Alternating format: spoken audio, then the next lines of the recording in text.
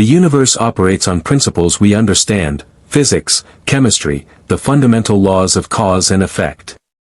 Starfleet has encountered energy beings, omnipotent entities, and travelers from parallel dimensions. But what happens when something arrives that operates on principles so alien, so fundamentally different, that every sensor, every theory, every rational explanation falls apart? What happens when a being who has consumed gods, absorbed universes, and rewritten reality itself steps through a gateway governed by entities outside linear time? Deep Space Nine hung in the darkness near Bajorans, a sentinel at the edge of explored space. The Cardassian-built station had become the Federation's front line in the Dominion War, its promenade filled with refugees, its docking pylons crowded with warships undergoing repair. Captain Benjamin Sisko stood on ops, watching the viewscreen display tactical positions across 3 sectors. The war had ground on for months, and every day brought fresh casualty reports. Captain, Lieutenant Commander Jadzia Dax called from the science station, her trill spots creasing with confusion. "I'm reading massive energy fluctuations from the wormhole." Sisko turned sharply. The Bajoran wormhole was stable, had been stable for years. The prophets, the wormhole aliens who existed outside linear time, rarely caused disturbances anymore. Elaborate. The readings don't make sense. It's like multiple spatial dimensions are trying to occupy the same coordinate point. Subspace is fracturing, but the energy signature is completely unknown. "Benjamin, I've never seen anything like this." Chief Miles O'Brien's fingers flew across his engineering console. "Shields are fluctuating. Whatever's happening is affecting our power grid. It's as if something's pulling energy directly from our systems without touching them." The wormhole burst open in a cascade of colors that shouldn't exist in normal space. Not the familiar blue-white vortex, but something wrong, purple and gold and colors that human eyes couldn't properly process. Warning klaxons screamed across ops. "Sensors are going haywire," Dax reported, her voice tight. "I'm reading 10, no, 12 distinct energy signatures. Life signs are completely off the scale. One of them is registering as both matter and energy simultaneously. Another reads as a localized spatial distortion with consciousness. This is impossible." Through the aberrant wormhole, something emerged. 9 figures materialized in a flash of residual dimensional energy on the promenade, their arrival sending a shockwave that shattered windows and sent merchants diving for cover. Security alarms blared. Odo, the station's changeling security chief, was already moving before the transporter signature finished resolving. At the center of the group stood a figure that made every rational instinct scream impossibility. A slime, a roughly humanoid shape composed of shifting blue-silver material that reflected light in ways that hurt to look at. The being wore elegant dark clothing that seemed to phase between solid and liquid, and golden eyes regarded the station with an intelligence that predated human civilization. "Ciel," a voice spoke, though no mouth moved, "analysis of current situation." Another voice responded, feminine and impossibly calm, originating from within the slime's form, "Answer, dimensional transition successful. Current location, artificial spatial structure in stable orbit around Class M planet. Technology level, approximately 2,000 years behind Tempest Federation standards. Magical energy concentration, 0. Alternative energy sources detected, matter-antimatter reactions, subspace field manipulation, quantum-level computing. Recommendation, observe and gather additional data before interaction." Odo's liquid form solidified into his humanoid shape as he approached, his security deputies flanking him with phasers drawn. His shapeshifter's instincts screamed that the blue creature before him was somehow like him but fundamentally different. "I'm Chief of Security Odo. You've arrived on Deep Space Nine, a Federation station. I'm going to need you to come with me and explain how you got here." The slime tilted its head, and when it spoke, the universal translator rendered the words in Federation standard, though something in the underlying tones suggested the being was speaking dozens of languages simultaneously. "My apologies for the abrupt entrance. My name is Rimuru Tempest, Chancellor of the Jura-Tempest Federation. These are my advisors. We did not intend to arrive here. We were conducting dimensional research when something pulled us through a gateway unlike anything we'd encountered. Behind Rimuru, the other figures drew immediate attention. A massive man with wild blonde hair crackling with barely contained lightning, no, not a man, something that made sensors scream, spatial anomaly, and catastrophic energy source simultaneously. A red-haired warrior in Eastern armor with flames dancing between his fingers. A pink-haired woman in elegant robes whose gentle smile didn't match the way space seemed to bend slightly around her. A figure in an immaculate butler suit whose shadow moved independently of his body. A massive orc in industrial armor. A small goblin who appeared utterly ordinary except for the way probability itself seemed to warp in his vicinity. A dark-haired man who had somehow already moved 30 feet to the left without anyone seeing him move. Federation. Odo's voice was carefully neutral. I'm not familiar with any Jura-Tempest Federation. And your method of arrival suggests technology or abilities far beyond standard transport systems. Rimuru's form rippled slightly. That's because we're not from your universe. The gateway, we believe you call it a wormhole, connected to something else. Something that existed outside normal dimensional space. Entities that exist non-linearly showed us through. On Ops, Cisco listened to the security feed with growing alarm. Dax, tell me you're getting this. Every word. Dax's fingers danced across her console. Benjamin, their energy signatures are still completely unstable. The slime being, Rimuru, is registering as 14 different species simultaneously.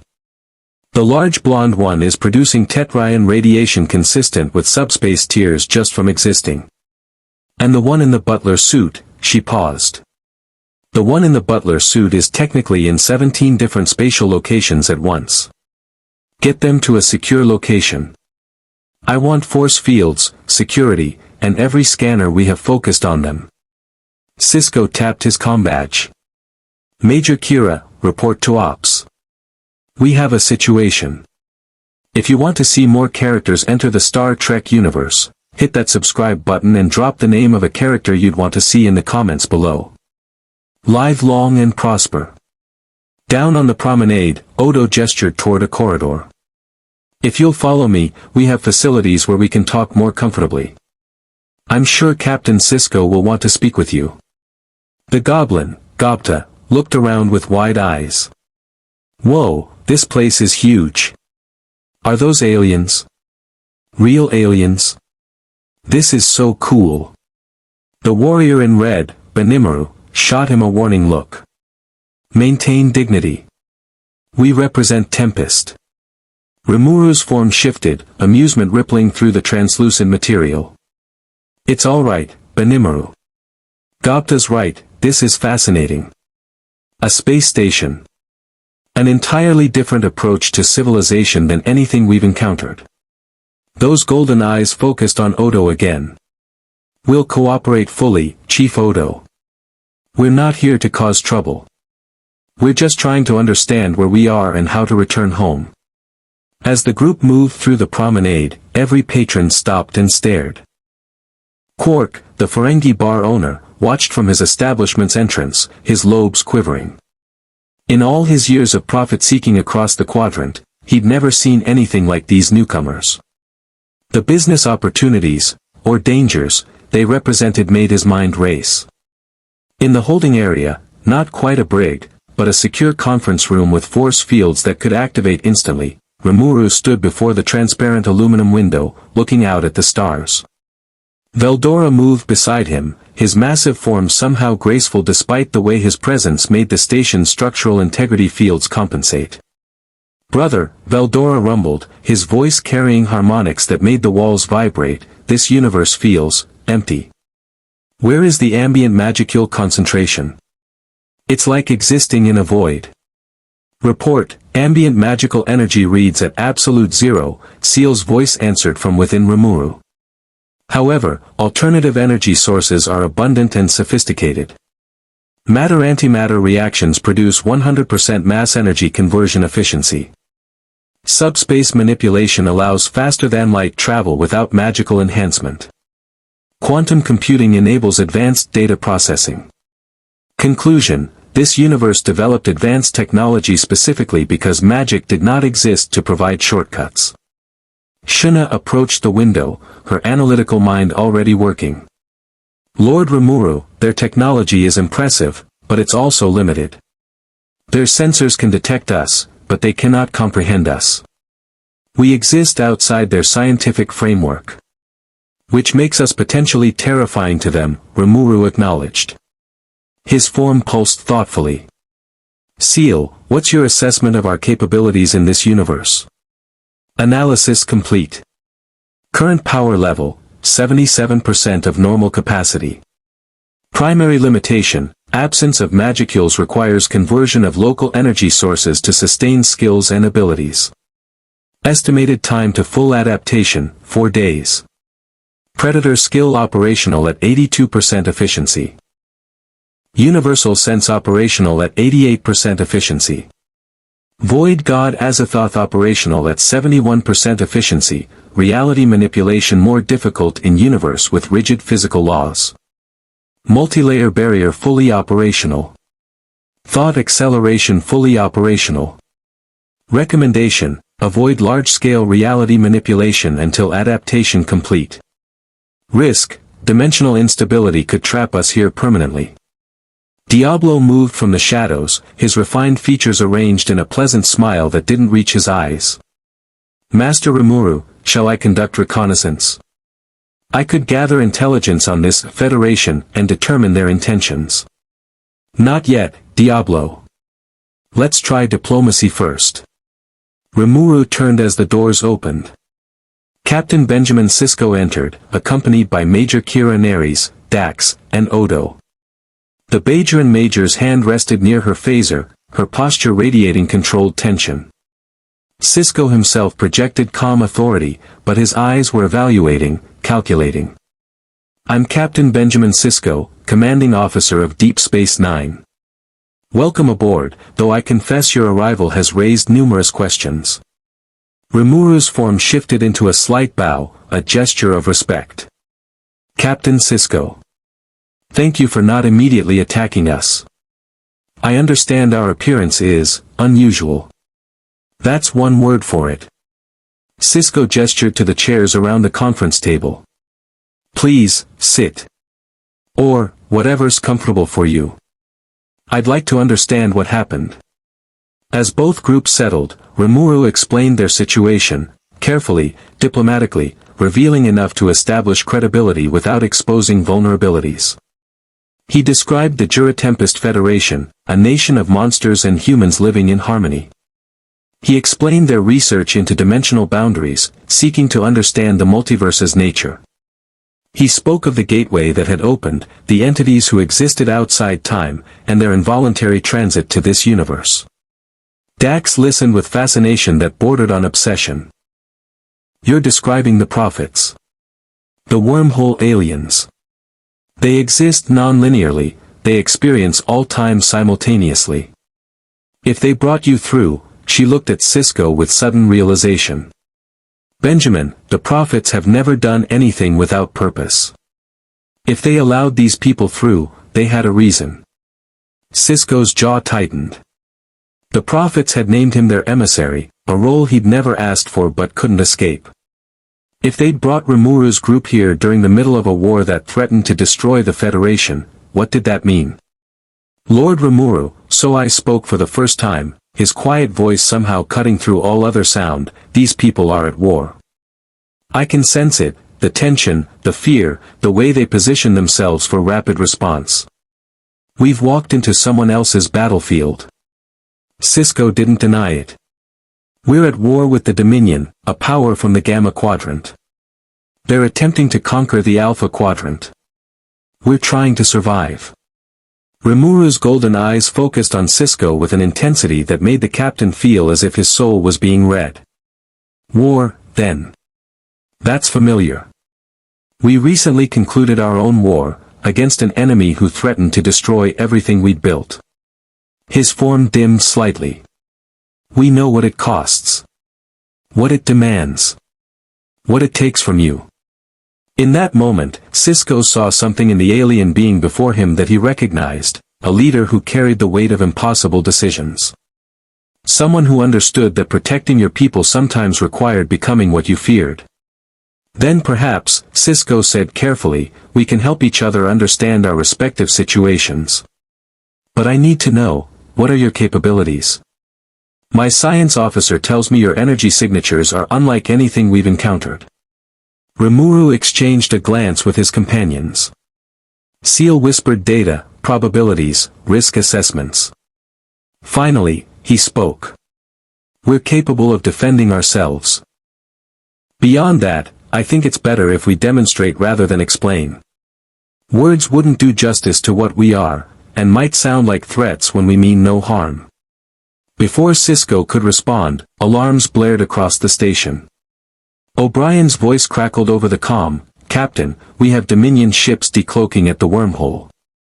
3 Jem'Hadar attack vessels and a Vorta command ship. They're hailing us. Cisco's expression hardened. This conversation isn't over. But right now, I have to handle this. He moved toward the door, pausing. Chief Odo, keep our guests here. For their safety and ours. As the Starfleet officers rushed out, Geld spoke for the first time, his deep voice thoughtful. Lord Rimuru, the question is no longer where we are. It's what we're going to do about it. Rimuru turned back to the window, watching as the sleek, insectoid Dominion warships took up positions around Deep Space Nine. In the station's docking bay, Federation ships powered weapons. In the space between, tension hung like a blade. We watch, Rimuru said quietly. We learn.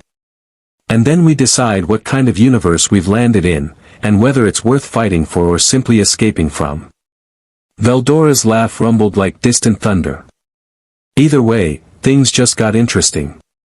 Outside, unknown to anyone aboard the station, a dark ship held position just beyond sensor range. Inside, a woman with the calculating eyes of someone who existed beyond official oversight watched tactical feeds. Section 31 had detected the anomaly. And Section 31 never left potential threats, or assets, unexamined. The game had begun, and no one yet understood the rules. Captain Cisco strode onto ops, his command presence immediately steadying the controlled chaos. On the main view screen, 3 Jem'Hadar attack ships hung in perfect formation, their bioorganic hulls gleaming like chitinous insects. Behind them, the larger Vorta command vessel projected an aura of calculated menace. Major, status report, Cisco commanded. Kira's fingers moved across tactical displays. The Jem'Hadar ships are holding position at 12,000 kilometers. They're running active scans of the station, very thorough scans. The command ship is hailing us directly. On screen. The view screen shifted to display a Vorta, one of the genetically engineered administrators who served the founders with fanatic devotion. This one was male, with the characteristic purple eyes and subtle sneer that suggested he believed himself superior to everyone he addressed. His smile was pleasant and utterly false. Captain Cisco. How delightful to see you again. I am Weioun 7, in service to the Founders. We detected a rather extraordinary energy discharge from your wormhole approximately 14 minutes ago. Such a dramatic display naturally concerns us. After all, the Dominion has a vested interest in maintaining stability in this region. Cisco's expression remained neutral. The wormhole is a Bajoran religious site under Federation protection. Any energy fluctuations are our concern, not yours. Oh, but Captain, Weioun's smile widened, when those fluctuations involve dimensional rifts and energy signatures that suggest beings of immense power have entered our reality, it becomes everyone's concern. The Founders are particularly curious. You see, our sensors detected life forms that defy conventional classification. One appeared to be a changeling, but not quite like our beloved Founders. Most intriguing. On ops, Odo stiffened. The implications were clear, the Dominion had detected Rimuru's shape-shifting nature and were making assumptions. Dangerous assumptions. I don't know what your sensors detected, Cisco said flatly, but Deep Space Nine is a Federation station. Whatever happened here is our business. Of course, of course. Weian's tone remained pleasant, poisonous. We simply wanted to extend an invitation. The founders would very much like to meet these newcomers. After all, if they are changelings, or something even more remarkable, they deserve to know of the Dominion's great work. The order we bring to chaos.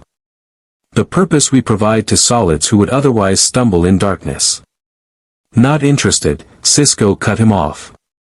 You can relay to your founders that Deep Space Nine doesn't accept unannounced visits or veiled threats. How unfortunate. Weian's expression didn't change, but his tone acquired an edge. Then perhaps we'll simply wait. Sooner or later, these fascinating newcomers will want to explore their new universe. When they do, the Dominion will be ready to welcome them properly. The transmission ended. The Jem'Hadar ships remained in position, a silent promise of violence held in check by cold calculation. Dax turned from her console. Benjamin, they're not leaving. And they're running continuous scans focused on the area where Rimuru's group arrived. Whatever their sensors picked up, it got the founders' attention. Back in the secure conference room, Rimuru felt the scans wash over him like insects crawling across his consciousness. Ciel intercepted each sensor beam, analyzed its purpose, and mapped the technology behind it. Report, external scan detected. Origin, bioorganic vessels utilizing polaron-based weapons and sensor systems. Scan purpose, biological analysis, genetic classification, threat assessment. They are attempting to categorize Master Rimuru as a changeling species. Conclusion, incorrect assumption, but strategically useful if we wish to observe their behavior. Let them look, Rimuru said quietly. Ciel, can you give them enough data to satisfy curiosity without revealing our true capabilities? Affirmative. Implementing sensor spoofing protocol. They will detect shape-shifting ability, energy manipulation, and biological complexity consistent with their changeling classification. True capabilities obscured. Benimaru moved to Rimuru's side, his hand instinctively near his katana despite knowing the gesture meant nothing here. My lord, those ships are positioned for attack. Should we prepare defensive measures? Not yet. We don't start fights, we finish them. Rimuru's tone carried the weight of experience. But what's your assessment? The shinobi had been silent, his senses extended through shadows that existed in ways this universe's inhabitants couldn't perceive. The warriors on those ships are slaves. I can sense it, absolute obedience enforced through chemical dependency. The administrators are fanatics. And behind both, his eyes narrowed. There's something else. Entities that command worship and demand absolute submission. Shapeshifters who consider themselves gods. Founders, Diablo murmured, his refined voice carrying dark amusement. How deliciously arrogant. They believe themselves divine simply because they can change form. Master Rimuru, shall I demonstrate the difference between their pathetic shape-shifting and your true nature? No, Diablo. We observe. We learn. Rimuru turned as the door opened. Odo entered, his liquid features arranged in an expression of deep concern. He stood for a moment, studying Rimuru with an intensity born of recognition and confusion. Finally, he spoke. I need to understand what you are. Not what my sensors say, what you actually are. Rimuru regarded the changeling security chief with curiosity. You're like me. A shapeshifter.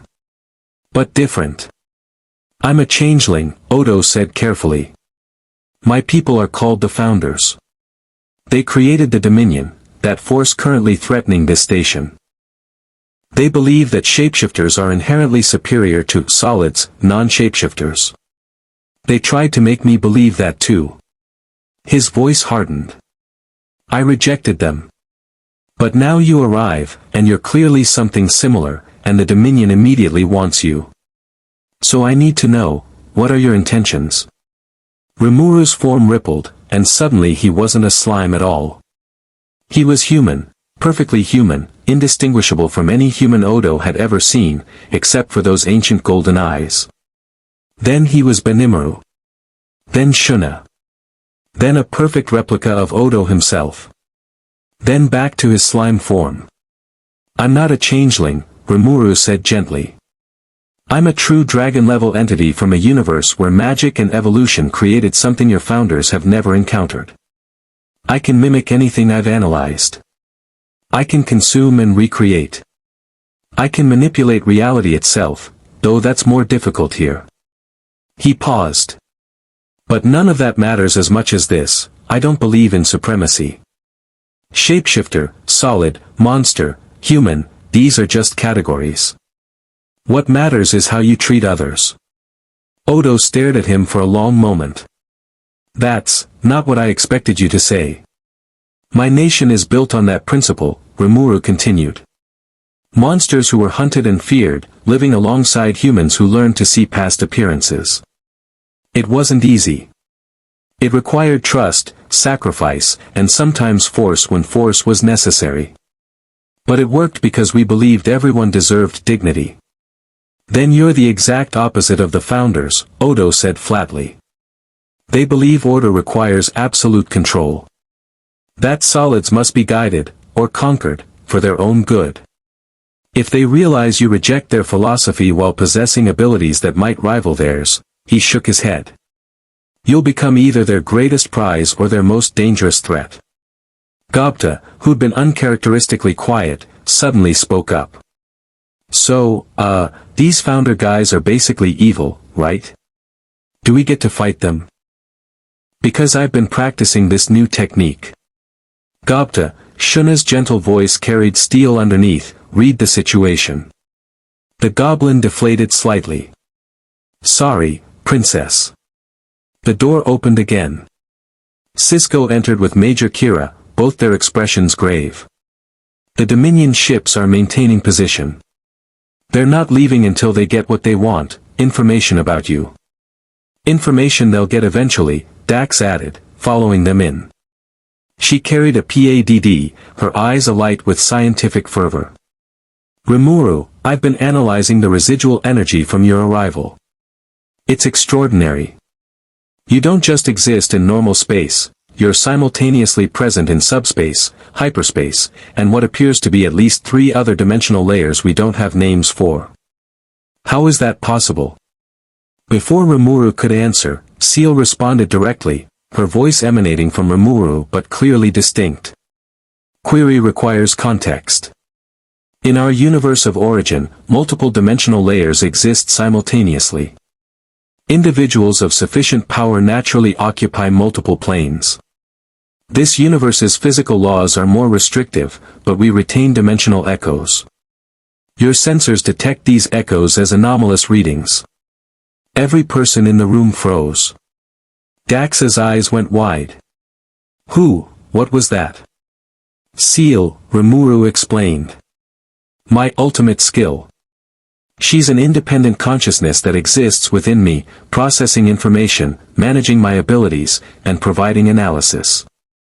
Think of her as, he searched for an appropriate comparison. An artificial intelligence far beyond your current computing capabilities, integrated directly into my consciousness.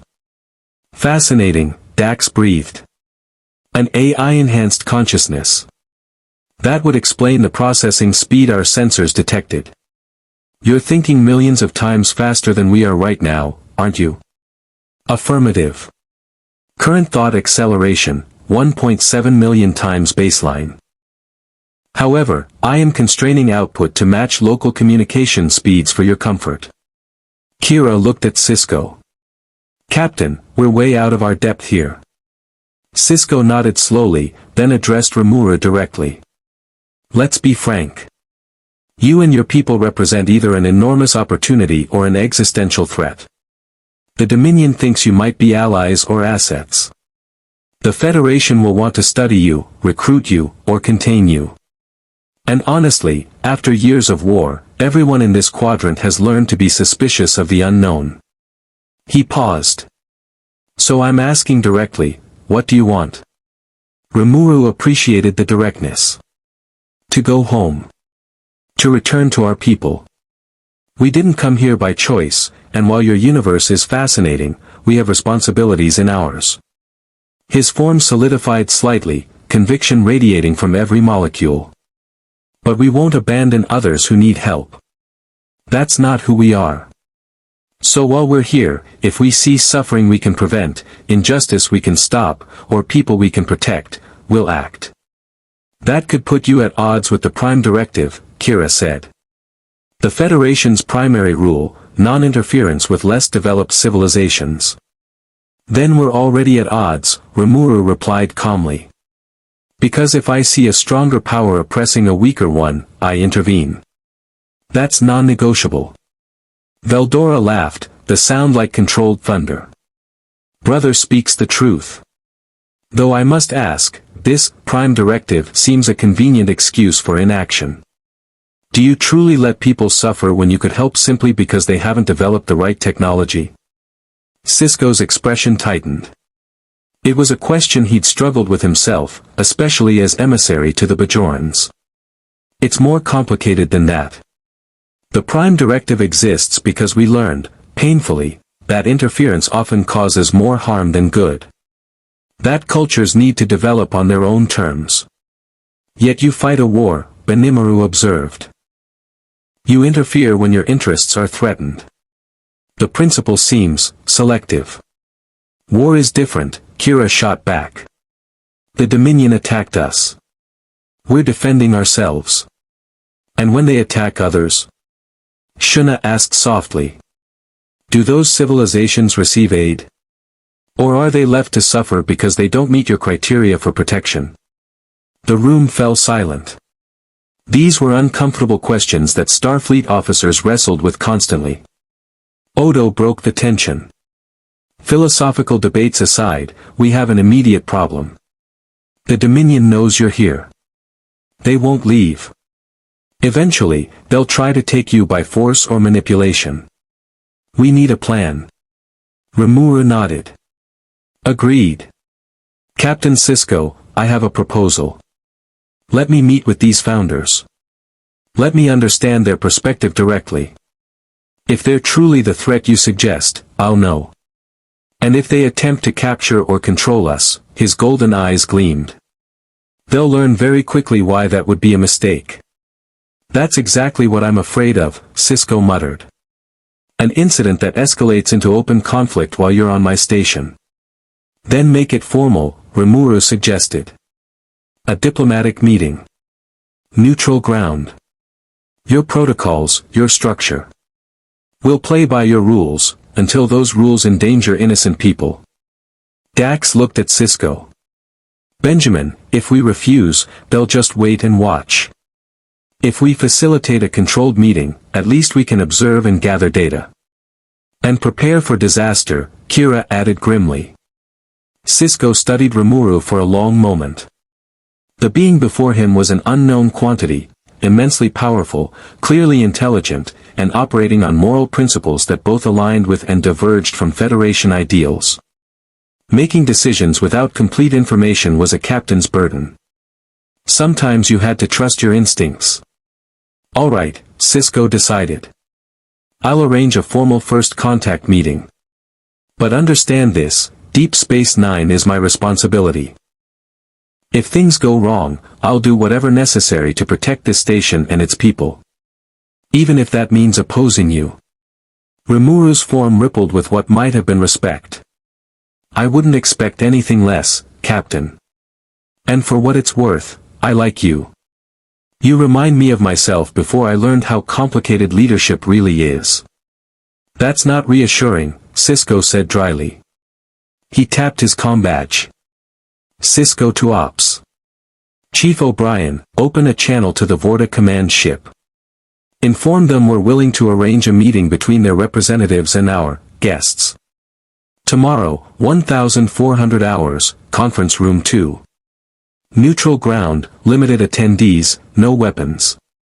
O'Brien's voice crackled back. Aye, Captain. Should I also contact Starfleet Command? They'll want to know about this. Do it. And send a priority message to Admiral Ross. Tell him we have a situation that requires immediate attention, and possibly reinforcements. As Sisko issued orders, Diablo leaned close to Rimuru, his voice barely a whisper. Master, shall I investigate these founders before the meeting? Know thy enemy, as the saying goes. Not yet, Rimuru murmured back. Let them come to us. Let them reveal themselves. We've survived empires, demon lords, and angels. We can handle shapeshifters with god complexes. So I materialized from a shadow no one had noticed. Lord Rimuru, I've extended my senses throughout this station. There are many factions present, not just these Federation humans. I sense warriors from other species, merchants pursuing profit, refugees fleeing war, and, he paused. Something else. Someone watching from places that don't exist. A presence that operates beyond official structures. Rimuru's golden eyes narrowed. An intelligence network. Every nation has them. He glanced at Odo. Chief, does your Federation have covert operatives? Organizations that work in shadows? Odo's liquid features arranged themselves into an expression of distaste. Officially, no. Unofficially, there are rumors. An organization called Section 31. They claim to protect the Federation by doing things Starfleet won't. I've never confirmed their existence, but I've seen evidence of their work. Then we're already being watched by multiple factions, Rimuru concluded. Good. Let them watch. Let them gather data. Let them make their assessments. And when they inevitably underestimate us, he smiled, an expression that didn't quite reach those ancient eyes. They'll learn the first rule of dealing with Tempest: we are always more than we appear.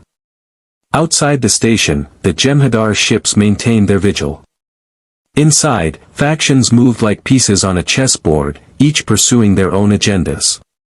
And in the spaces between observed reality, Section 31 sensors recorded everything, feeding data to analysts who were already formulating plans. The meeting was set. Tomorrow, the Dominion would come face to face with beings from beyond their reality. And the universe would begin to understand what it meant when Rimuru Tempest decided to take action. Geld spoke quietly, his engineering mind already working. Lord Rimuru, I've been observing their technology. It's sophisticated but limited. If conflict becomes inevitable, I can fabricate countermeasures within hours. Hopefully it won't come to that, Rimuru replied. But even as he spoke, Ciel was running probability calculations. The odds of peaceful resolution were declining with each passing minute. War had followed them across dimensions. The only question was whether they would observe it, mediate it, or end it. Tomorrow would provide answers. Tonight, everyone prepared. The morning cycle on Deep Space Nine brought no respite from tension. In crew quarters across the station, officers checked weapons they hoped not to use. In the diplomat, conversations died when Rimuru's group entered. On the promenade, merchants whispered theories about the newcomers who defied every sensor scan and made the Dominion nervous. In a cargo bay converted to temporary quarters, Rimuru stood motionless while Ciel worked. To an outside observer, nothing appeared to happen. To Rimuru, entire universes of data streamed through his consciousness as his ultimate skill dissected every aspect of this new reality. Analysis 73% complete, Ciel reported. Subspace mechanics fully mapped. Transporter technology reverse engineered. Phaser energy signatures catalogued. Warp field dynamics understood.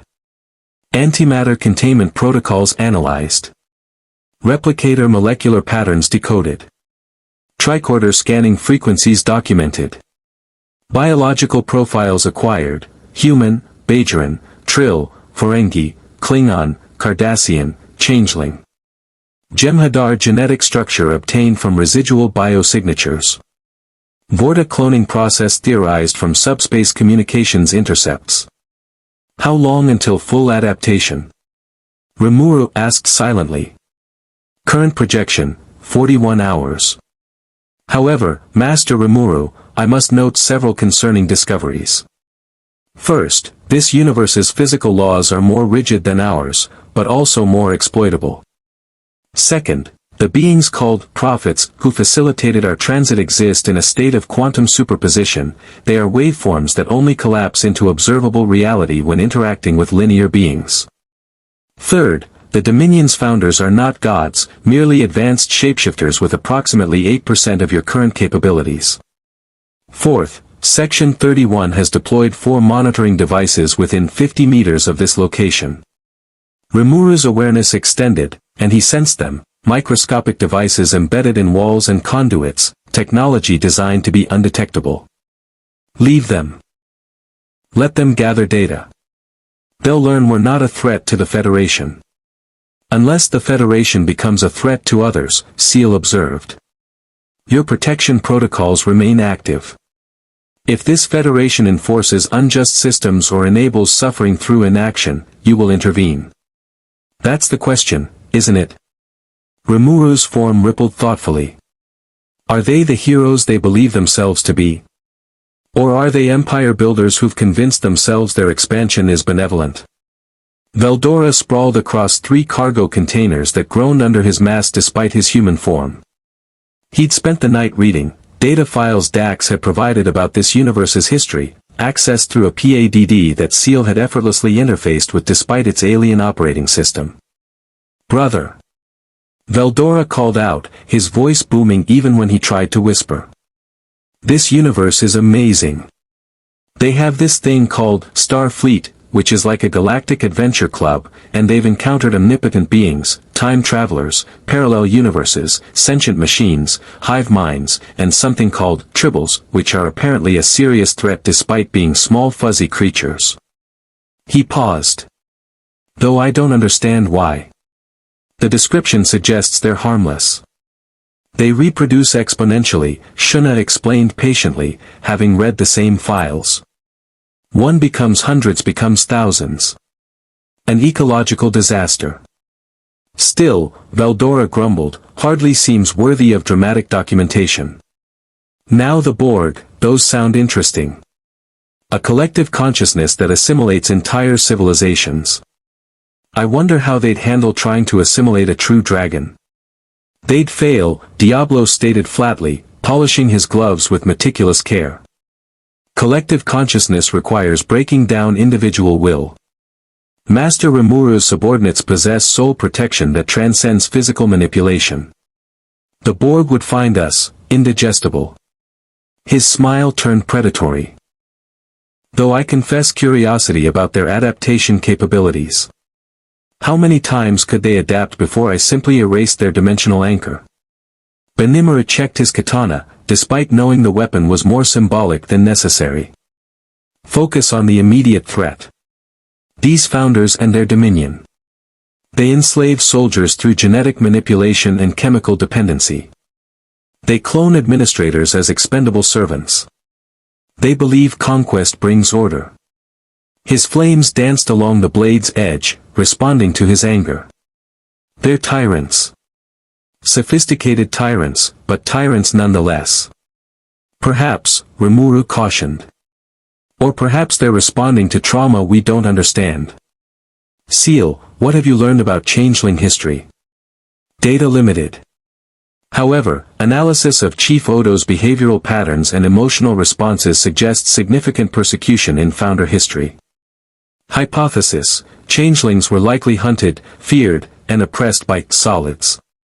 Their supremacist ideology may be defensive overcompensation. This does not excuse their actions but provides context.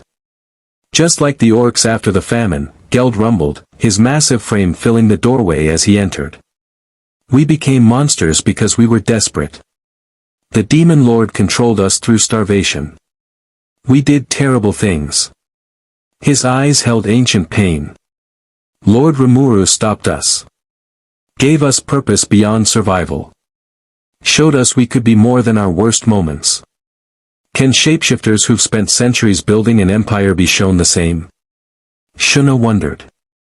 Or have they become what they feared, oppressors who can't see their own transformation? So I materialized from shadows. I've gathered additional intelligence. The Dominion War has lasted 14 months.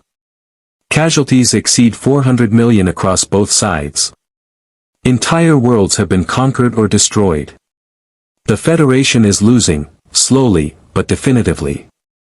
Their resources are exhausted. Their alliances are strained. They're fighting for survival. He paused. And they're compromising their principles to do it.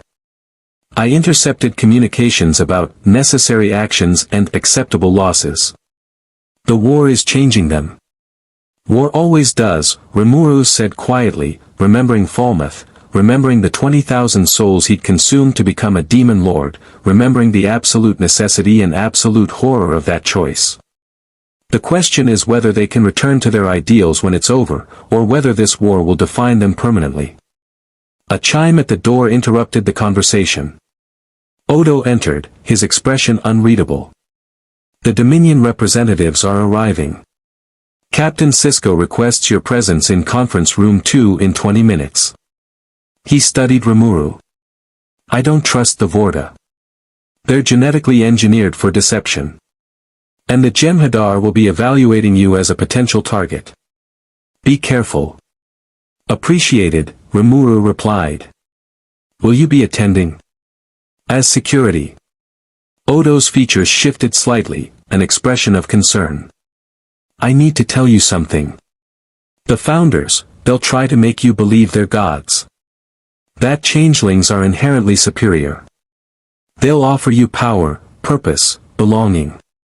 His voice hardened. It's a lie. They offer slavery dressed as enlightenment. We've encountered would-be gods before, Veldora laughed. They tend not to survive the experience. Remember Velgrind, brother? She thought she could intimidate us with her true dragon authority. Then you casually absorbed an ultimate skill and she had to reassess her entire worldview. Odo stared. You fought true dragons? Whatever those are. I am a true dragon, Veldora said cheerfully. One of 4 catastrophe-level entities that could destroy continents with a thought. Rimuru here.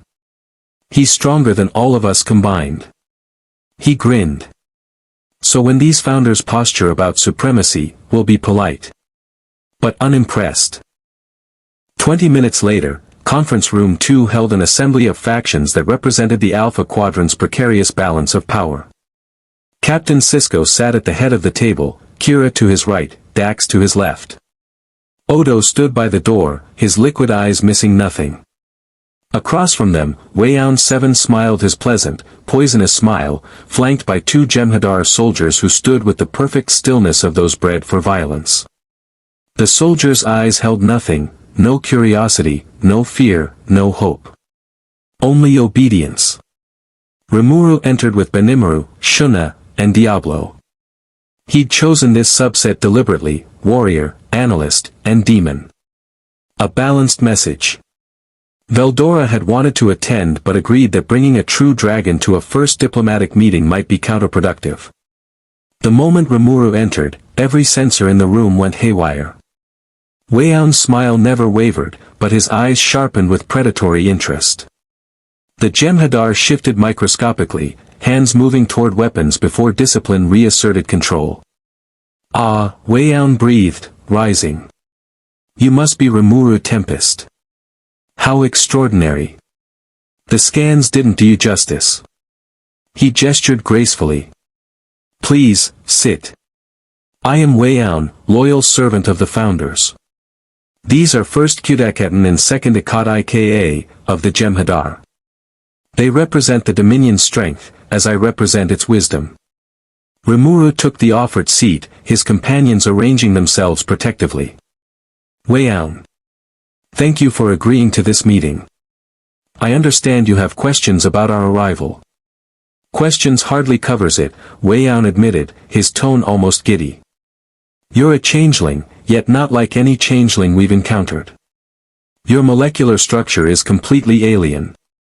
Your energy signature suggests you exist partially in dimensions we can't fully access. And your companions, he glanced at Diablo, and for just a moment, his smile faltered. Your companions are equally fascinating. Diablo returned the look with perfect courtesy and eyes like an abyss. How kind of you to say. Warning, Vorta genetic structure indicates enhanced persuasion capabilities, resistance to conventional interrogation, and fanatical loyalty programming, Ciel whispered to Rimuru. Jem'Hadar are addicted to substance called Ketracel White, controlled exclusively by founders. They will die without it. Slavery through biological manipulation. Rimuru's golden eyes lingered on the Jem'Hadar soldiers, and something in his expression made Weian nervous despite the Vorta's genetic conditioning. Let's dispense with pleasantries, Cisco interjected. Weian, you wanted this meeting. What does the Dominion want from Rimuru and his people? Weian turned to Cisco with exaggerated patience. Captain, the founders are gods. They created the Dominion to bring order to chaos, to guide solids who would otherwise destroy themselves through violence and irrationality. When beings of such extraordinary power appear, beings who share certain qualities with the founders themselves, naturally we wish to understand them. To welcome them, if appropriate. Welcome them into what? Kira asked sharply. Your empire. Your war. Into understanding, Weian replied smoothly. Rimuru, the founders would very much like to meet you. To speak with you directly. They so rarely encounter beings worthy of their attention. He leaned forward. Imagine what you could learn from them. They've existed for thousands of years, perfecting the art of transformation, building an empire that spans the Gamma Quadrant. They could teach you things your universe never imagined. Rimuru listened quietly, then asked, and in exchange? In exchange? Weian's expression suggested the question was almost offensive. The founders don't bargain, Rimuru. They offer enlightenment. Purpose. Belonging. You're a shapeshifter operating in a universe of solids. Well, naturally. Do they believe solids need to be controlled for their own good? Weian hesitated, his smile flickering. The founders believe order is preferable to chaos. Do they enslave soldiers through genetic manipulation? Rimuru continued, his golden eyes locked on the Jem'Hadar. Do they create life purely to serve? Do they conquer worlds and call it enlightenment? The room went silent. Weian's smile had vanished entirely. The Jem'Hadar soldiers stiffened, their hands definitely on weapons now. I see, Weian said coldly, that you've been influenced by Federation propaganda. How disappointing. I've been influenced by observation, Rimuru replied. Ciel. Affirmative, Master Rimuru. Ciel's voice emanated clearly, startling everyone. Jem'Hadar biological analysis complete. Subject Kudaketen, 47 hours until Ketracel White deprivation induces system failure. Subject Ikka, 51 hours. Both subjects display genetic loyalty conditioning, accelerated aging, and neural pathways specifically designed to prevent independent thought. Conclusion, they are not soldiers. They are slaves. Kudaketen moved, his weapon clearing its holster. Benimaru's flames erupted, filling half the room with scorching heat that stopped precisely 1 centimeter from the Jem'Hadar's face. Diablo simply smiled, and 17 shadows manifested weapons that shouldn't exist in physical reality. Shuna's hands glowed with analytical magic that had already deconstructed every threat in the room. Stop! Cisco commanded. Everyone stand down. Now. Slowly, incrementally, weapons lowered. But the message had been delivered. Rimuru's group was not helpless. They were not impressed. And they were not interested in the Dominion's offers. Rimuru's form hadn't moved. His voice remained calm. Weian, I appreciate the invitation. But I've built a nation on different principles. In my federation, everyone, monster, human, demon, slime, has agency. Has choice. Has dignity. We don't enslave. We don't manipulate through genetic engineering. We don't demand worship. He paused. So no, I don't think the founders and I would get along. Weian's expression had transformed into something ugly. You're making a terrible mistake. The Dominion will win this war. The Federation will fall. And when that happens, you'll find yourself in a very hostile universe with no allies and nowhere to run. Then we'll face that when it comes, Rimuru said simply. But we won't compromise who we are out of fear of what might be. The Vorta stood abruptly. This meeting is over. First Kudaketen, second Ikataike, we're leaving. He turned to Cisco. Captain, you're harboring potential enemies of the Dominion. That has consequences. They're guests on a Federation station, Cisco replied, his voice steel. That has consequences too.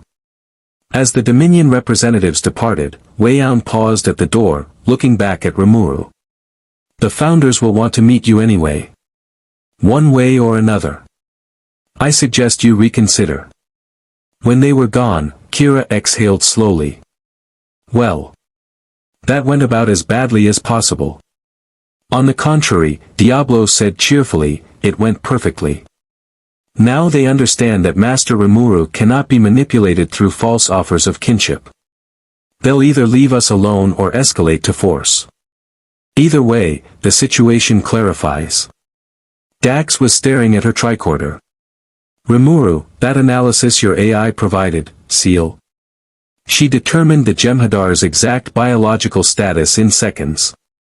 We've been studying captured Jem'Hadar for over a year and haven't achieved that level of understanding. How? Answer, Predator skill allows instantaneous molecular analysis of any observed target. Jem'Hadar biology is sophisticated but comprehensible. I have now catalogued 2,847 distinct genetic modifications, 14 deliberate weaknesses designed to enforce dependency, and 3 potential methods to neutralize ketracell-white addiction. Cisco and Kira exchanged glances. You can cure their addiction? Cisco asked carefully. Ciel can, Rimuru confirmed. Though doing so would be complicated.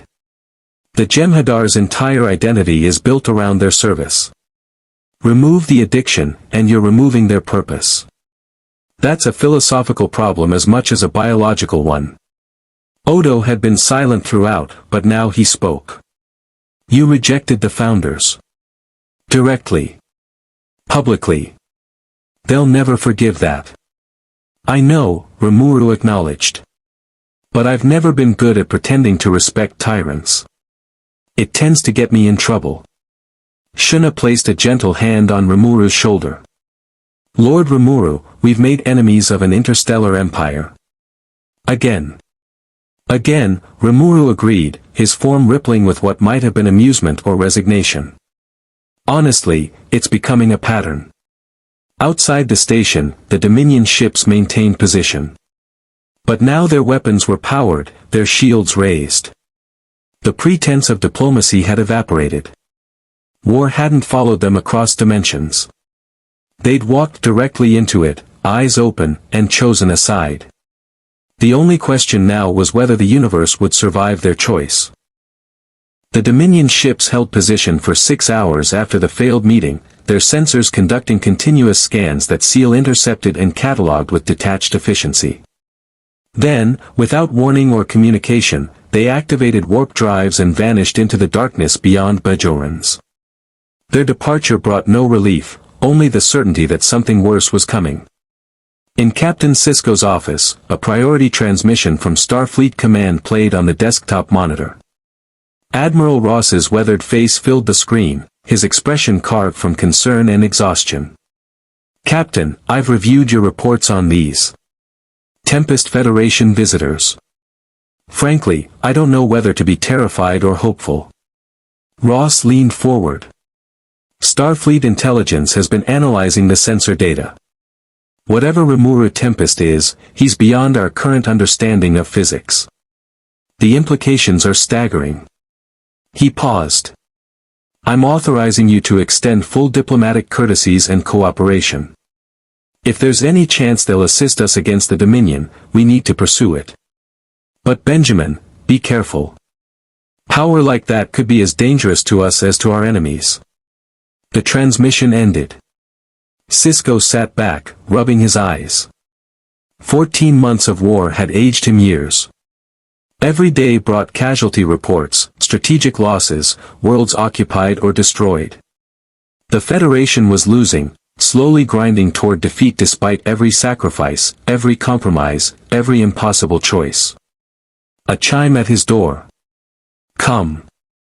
Dax entered, carrying a PADD and wearing an expression of barely contained excitement mixed with scientific anxiety. Benjamin, you need to see this. I've been working with Ciel, Rimuru's AI consciousness, and the data she's shared is revolutionary. She set the PADD on his desk. She's provided complete technical specifications for adapting our shield harmonics to resist Dominion Polaron weapons. With these modifications, our deflector efficiency against Jem'Hadar attacks would increase by 40%. Cisco stared at the technical diagrams. She just gave you this? Why? I asked, Dax said simply. I explained that our ships were dying because our shields couldn't adapt fast enough to Polaron bombardment. Ciel analyzed the problem for 0.3 seconds and provided a solution. She scrolled through more data. Benjamin, that's not all. She's identified 17 weaknesses in Dominion bioorganic ship design. She's mapped the entire Jem'Hadar communication network based on residual subspace signatures. She's even theorized a method to disrupt founder regeneration cycles using modulated Tetryon pulses. Information that could turn the war, Cisco said quietly. Why would Rimuru share this so freely? I asked him that too. Dax's expression softened. He said he can't stand watching people die when he has knowledge that could save them. He doesn't want to fight the Federation's war, but he won't watch it happen and do nothing. Cisco absorbed this, adding it to his growing understanding of Rimuru Tempest. Powerful beyond measure, yet driven by compassion. Capable of decisive violence, yet preferring diplomacy. An enigma wrapped in contradictions. Set up a meeting. I want to understand him better before we become too dependent on his help. Meanwhile, in the converted cargo bay, Rimuru's inner circle had gathered for their own strategic assessment. Veldora sprawled across cargo containers, still reading voraciously. Benimaru stood at attention despite the casual setting, his warrior's discipline never fully relaxing. Shuna had created a detailed holographic map, not through technology, but through sheer magical projection that made the surrounding space display three-dimensional tactical information. Diablo observed from shadows that shouldn't exist in a well-lit room. Geld studied the station's structural specifications with an engineer's eye. Gopta practiced kata in the corner, somehow managing to look both incompetent and deadly simultaneously. So I had vanished entirely, his presence indicated only by the occasional shadow that moved wrong. Assessment, Rimuru commanded quietly. Shuna spoke first, her analytical mind having processed days of observation into coherent understanding. Lord Rimuru, this universe operates on fascinating principles. Technology has replaced magic, but achieves similar results through manipulation of fundamental forces. The Federation represents an idealistic alliance of species trying to maintain democratic values during existential crisis. They're exhausted, compromised, and desperate, but not yet broken. The Dominion, Benimaru continued, is a stratified empire built on genetic engineering and enforced loyalty. Founders at the top, shapeshifters who view themselves as gods. Vorta administrators cloned and conditioned for absolute service. Jem'Hadar soldiers addicted to chemical dependency and bred for war. Below them, conquered species providing resources and labor. It's efficient, ruthless, and expanding. The Klingon, Geld rumbled, having studied their engineering specifications, are warrior poets who value honor and combat prowess. Their technology is crude but effective. They respect strength but have rigid codes that can be exploited or respected depending on approach. Potential allies if we demonstrate worthiness. The Cardassians are strategic thinkers and former occupiers of Bajorans, Shuna added.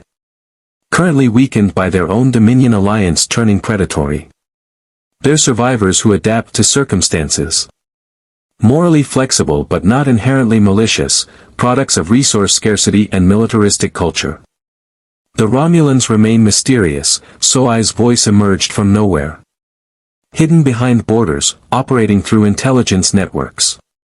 They shared genetic heritage with Vulcans but embraced emotion where Vulcans suppressed it. Strategic patience defines them. They're watching this war, calculating when to intervene for maximum advantage. Diablo's refined voice cut through the assessments. And Section 31 operates in shadows, conducting operations the Federation officially denies. They've attempted to infiltrate our quarters 7 times. I've allowed 3 attempts to succeed, feeding them carefully curated misinformation.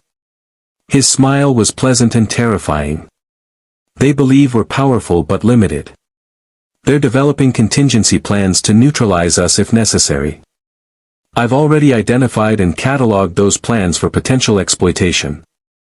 Rimuru absorbed the information, his consciousness processing it at speeds that would make quantum computers weep. So we're surrounded by factions pursuing individual agendas within a larger war. The Federation wants our help but fears our power. The Dominion wants us eliminated or controlled. Everyone else is waiting to see which side we choose. He paused. Ciel, probability analysis. Calculating. Current trajectory suggests 73% probability of direct Dominion military action against Deep Space Nine within 96 hours. Section 31 probability of covert action against Tempest Group, 41% within same timeframe. Klingon contact probability, 68% within 48 hours. Bajoran religious response to our arrival through Celestial Temple, 89% within 24 hours. Overall assessment, situation will escalate rapidly. Recommendation, establish clear position before forced into reactive stance.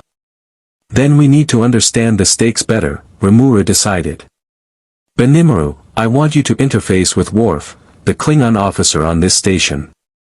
Warrior to warrior. Understand their perspective on this war. Understood, my lord. Shuna, work with their science officer Dax. Share what we can without revealing full capabilities. Build trust through cooperation. Of course, Lord Rimuru. Geld, analyze their industrial capacity. If we do commit to helping, I want to know their actual limitations. The Orc King nodded gravely. Diablo, continue managing Section 31. Don't eliminate them, they're operating within their society's acceptable parameters, but make sure they understand that monitoring us is the extent of what we'll tolerate. As you wish, Master Rimuru. Diablo's eyes gleamed with dark amusement. Though I confess, their primitive espionage techniques are almost endearing. So I map the station's full layout and identify all strategic vulnerabilities. If we need to defend this place, I want to know every weakness. The shinobi's voice emerged from emptiness. Already complete, Lord Rimuru. I've also identified 3 separate assassination sightlines toward your quarters, 2 smuggling operations, 1 Cardassian spy, and a changeling, not Odo, operating in the lower levels. Everyone froze. Another changeling? Rimuru asked sharply. Infiltrator. Dominion operative. They're monitoring station defenses and cataloging personnel. So I paused. Should I eliminate them? No.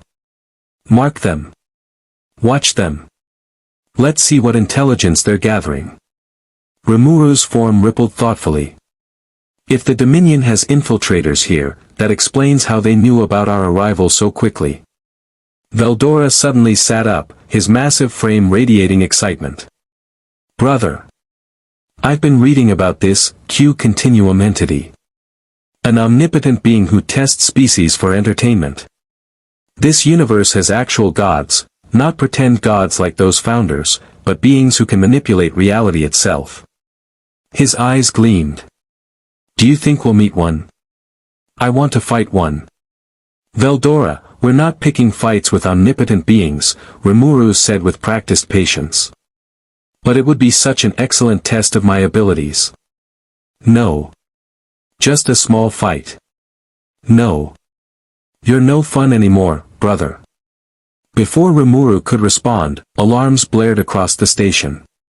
Sisko's voice crackled over the comm system. All hands to battle stations. Unknown vessels emerging from the wormhole. Multiple Jem'Hadar attack wings. This is not a drill. The Tempest group moved as one, flowing toward Ops with supernatural coordination. They arrived to find controlled chaos, officers at stations, tactical displays showing 30 Dominion ships materializing from the wormhole in perfect assault formation. They're not hailing, Kira reported, her voice tight. Weapons charged, shields up. They're coming in fast. Sisko stood at the center of Ops, his command presence absolute. Red alert. All available ships to defensive positions. Target lead vessels, fire at will. Chief, route all available power to shields. O'Brien's hands flew across his console. Shields at maximum. But Captain, 30 ships against what we've got in dock, we can't hold that kind of assault. On the view screen, Jem'Hadar attack ships accelerated toward the station, their bioorganic hulls gleaming with predatory intent. Behind them, larger cruisers took up bombardment positions. This wasn't reconnaissance. This was annihilation. They're targeting our shield generators, Dax called out. Coordinated strike pattern. Benjamin, they're trying to crack us open in one assault. Rimuru moved to the railing, his golden eyes tracking the attack formation with inhuman precision. Ciel was already calculating trajectories, weapon yields, shield capacity, structural integrity thresholds. The math was brutal and simple, Deep Space Nine would fall within 8 minutes. Captain Sisko, Rimuru said quietly, his voice cutting through the controlled chaos, permission to intervene. Sisko turned, his face carved from desperate determination.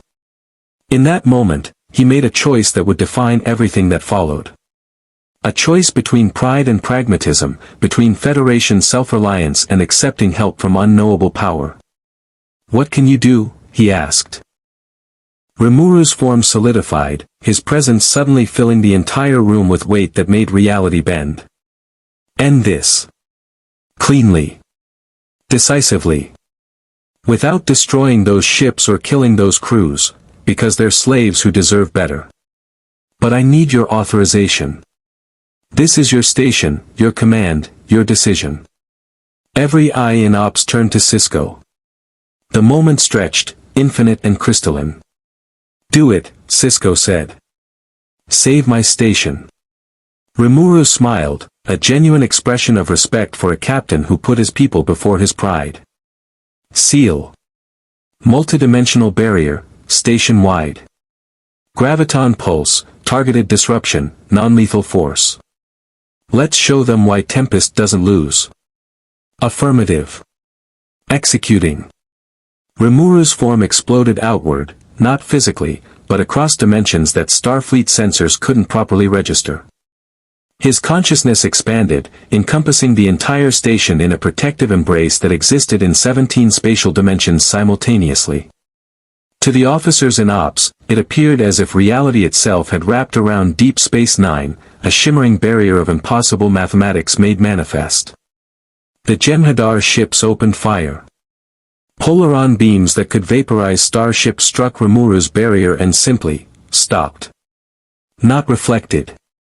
Not absorbed. Stopped.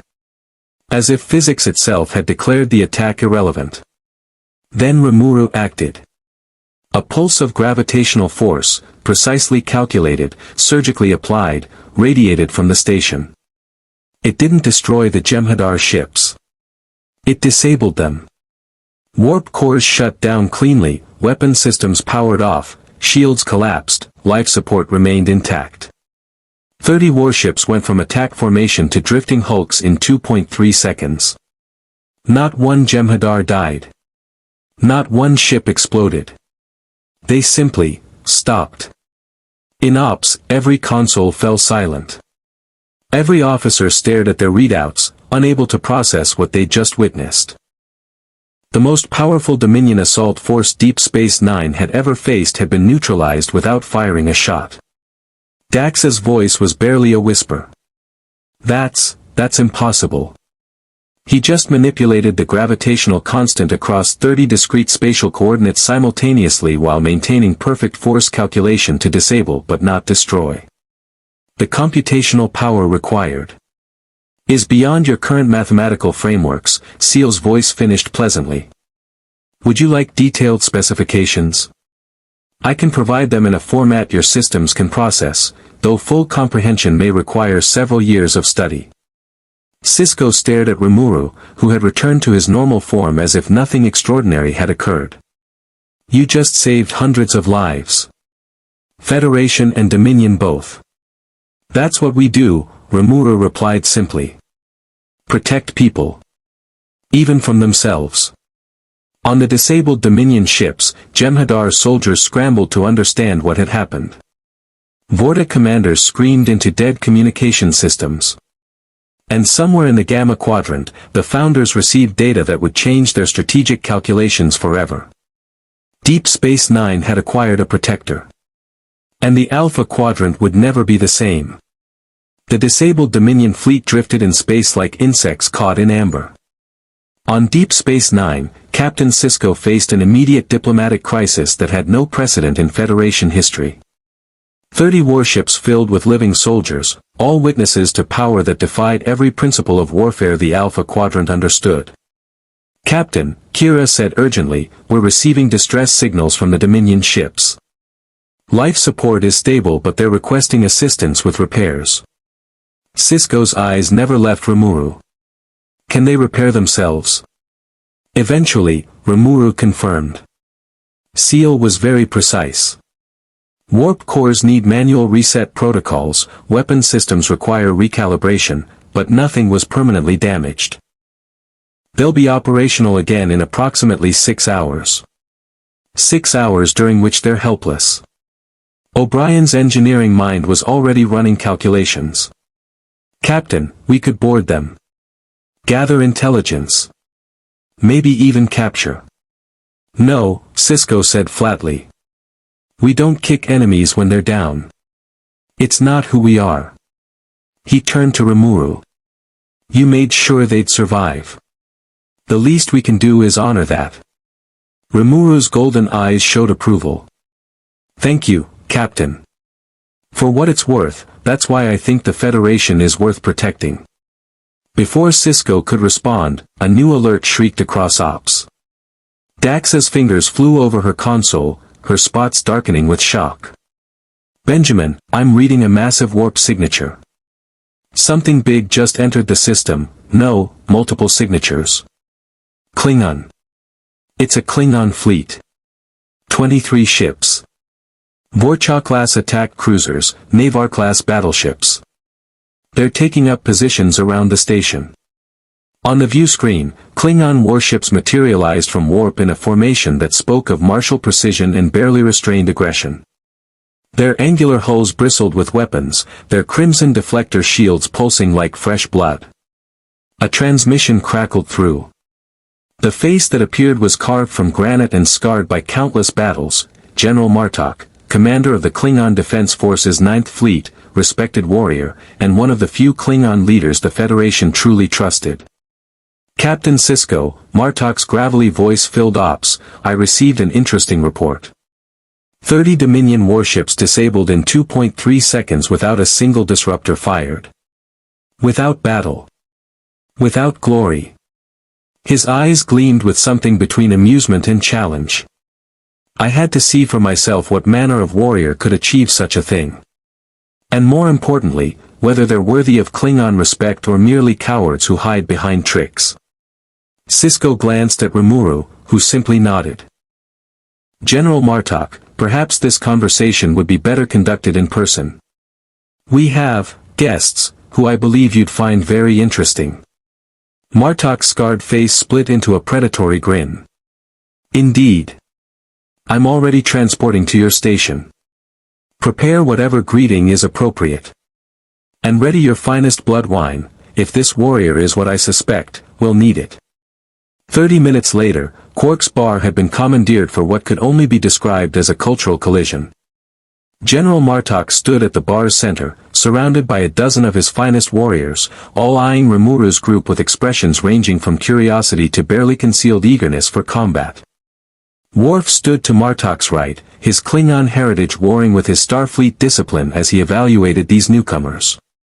Rimuru had brought Benimaru, Veldora, and Diablo, a deliberate choice. 3 warriors whose presence radiated power in ways that translated across cultural boundaries. Martok approached Rimuru directly, his one good eye studying the shapeshifter with a warrior's assessment. So. You're the one who stopped a Dominion assault without spilling blood. Some might call that mercy. Others would call it weakness. He leaned closer.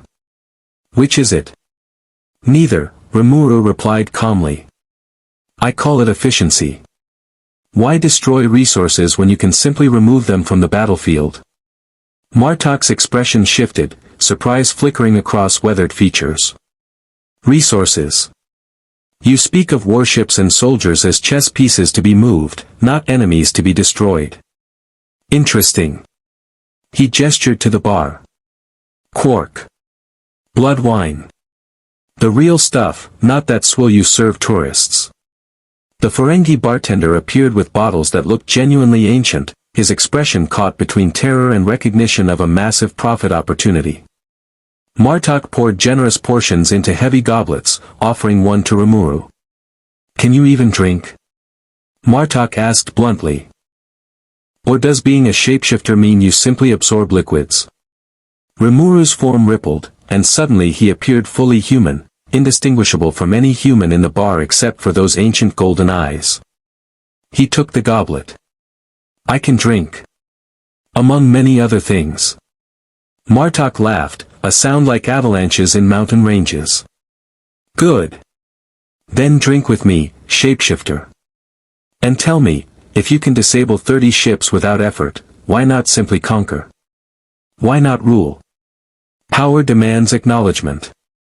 Strength demands dominion. You clearly possess both. Benimaru stepped forward before Rimuru could answer, his red hair seeming to glow with inner fire, his warrior's instincts recognizing kindred spirits. Because power without purpose is just destruction. Lord Rimuru doesn't conquer, he protects. He doesn't dominate, he liberates. We follow him not from fear or obligation, but because he earned our loyalty through deeds, not words. Worf's eyes narrowed with interest. You speak of honor. Of a warrior's code. We speak of reality, Benimaru countered. I was born a warrior. Trained since childhood in combat, strategy, and the art of war. I've commanded armies, fought battles that would make your blood sing, and faced enemies that could crack planets. His flames danced along his fingertips. I follow Rimuru because when my people were weak, when we were hunted and desperate, he gave us strength. Not through conquest, through trust. That's a warrior's true measure. Martok studied Benimaru with growing respect. You have the eyes of one who's seen real war. Not the sanitized Federation version, where officers debate ethics while soldiers die. Real war. Ugly war. War that demands everything and gives nothing back but scars. He raised his goblet. I honor that. Kapla. The Klingon warriors echoed the toast, drinking deeply. Rimuru sipped the blood wine, Ciel instantly analyzing its chemical composition, alcohol content, and cultural significance, and found it surprisingly pleasant. Strong enough to kill most humans, but to a being who could survive in the vacuum of space, merely interesting. Veldora, meanwhile, had discovered a kindred spirit in one of Martok's largest warriors, a mountain of a Klingon named Crag who shared the true dragon's enthusiasm for stories of glorious combat. They were already 3 drinks in, trading tales that grew more elaborate and implausible with each passing minute. And then I unleashed Storm King Dragon's roar. Veldora boomed. The entire battlefield became a hurricane of destructive force. My enemies were scattered like leaves before a typhoon. Crag slammed his goblet down with approval. Ha! Reminds me of the Battle of Mempa. I personally destroyed 7 Dominion ships with nothing but a bat'leth and righteous fury. How did you destroy ships with a blade? Veldora asked, genuinely curious. I boarded them. Crag roared. Each one. Personally. That's amazing. We should fight together sometime. Yes. Glorious combat side by side. Diablo observed this cultural exchange with refined amusement, his presence causing several Klingon warriors to unconsciously edge away. There was something about the butler-like demon that triggered primal survival instincts even in a species that considered charging into battle a religious experience. Martok returned his attention to Rimuru. Your warriors are impressive. But warriors serve. I want to know what drives the one they follow. He drained his goblet and poured another. You stopped a Dominion attack. Why? The Federation isn't your people. This war isn't your fight. You could have let those ships destroy the station, then negotiated with whoever remained. Instead, you intervened. Why? Rimuru set his goblet down, his form flickering briefly back to its natural slime state before re-solidifying as human. Because I've learned something through experience, General. Sometimes the universe tests you, not through what you can destroy, but through what you choose to protect. I didn't stop that attack because I care about the Federation's politics or the Dominion's ambitions. I stopped it because hundreds of people would have died, and I could prevent it. Even Jem'Hadar. Martok pressed. Even slaves bred for war who would kill you without hesitation. Especially them, Rimuru replied quietly. Because they're not slaves by choice. They're slaves by design. Someone engineered them, addicted them, and aimed them like weapons. That's not honor. That's not warfare. That's cruelty. The bar had gone silent. Every Klingon warrior listened now, their attention focused with predatory intensity. Martok's expression had shifted to something thoughtful, almost troubled. You know, shapeshifter, you speak like someone who understands what it means to be used. To be a weapon in someone else's hands. I do, Rimuru acknowledged. I wasn't always this powerful. Once, I was just a human who died and woke up in a world that wanted to kill me. I survived by adapting. By learning. By becoming strong enough that no one could use me again. His golden eyes held ancient memory. But strength came with responsibility. The more powerful I became, the more people looked to me for protection. I could have refused. Could have walked away. Instead, I built something, a nation where the strong protect the weak, where everyone has value regardless of what they are. Worf spoke for the first time, his deep voice carrying careful curiosity. You describe an idealistic vision. How do you enforce it? How do you prevent the strong from exploiting the weak once you're not watching? By making exploitation more costly than cooperation, Benimaru answered. By ensuring that those who abuse power face absolute consequences. Lord Rimuru doesn't rule through fear, but make no mistake, cross certain lines and his mercy evaporates. Completely. Now that, Martok said with genuine approval, sounds like Klingon philosophy. We believe in honor, but we're not naive. Some enemies understand only strength. He raised his goblet again. To strength tempered by purpose. To power wielded with wisdom. And to warriors who understand that true victory isn't measured in bodies but in what you build after the battle ends. This time, Rimuru drank deeply, the toast resonating with something fundamental. Around them, Klingon and Tempest warriors began to mingle, sharing stories, comparing weapons, and establishing the kind of respect that transcends species and circumstance. Martok clapped Rimuru on the shoulder, a gesture that would have shattered a normal human's collarbone but merely made Rimuru's form ripple. Shapeshifter, I came here expecting tricks and cowardice.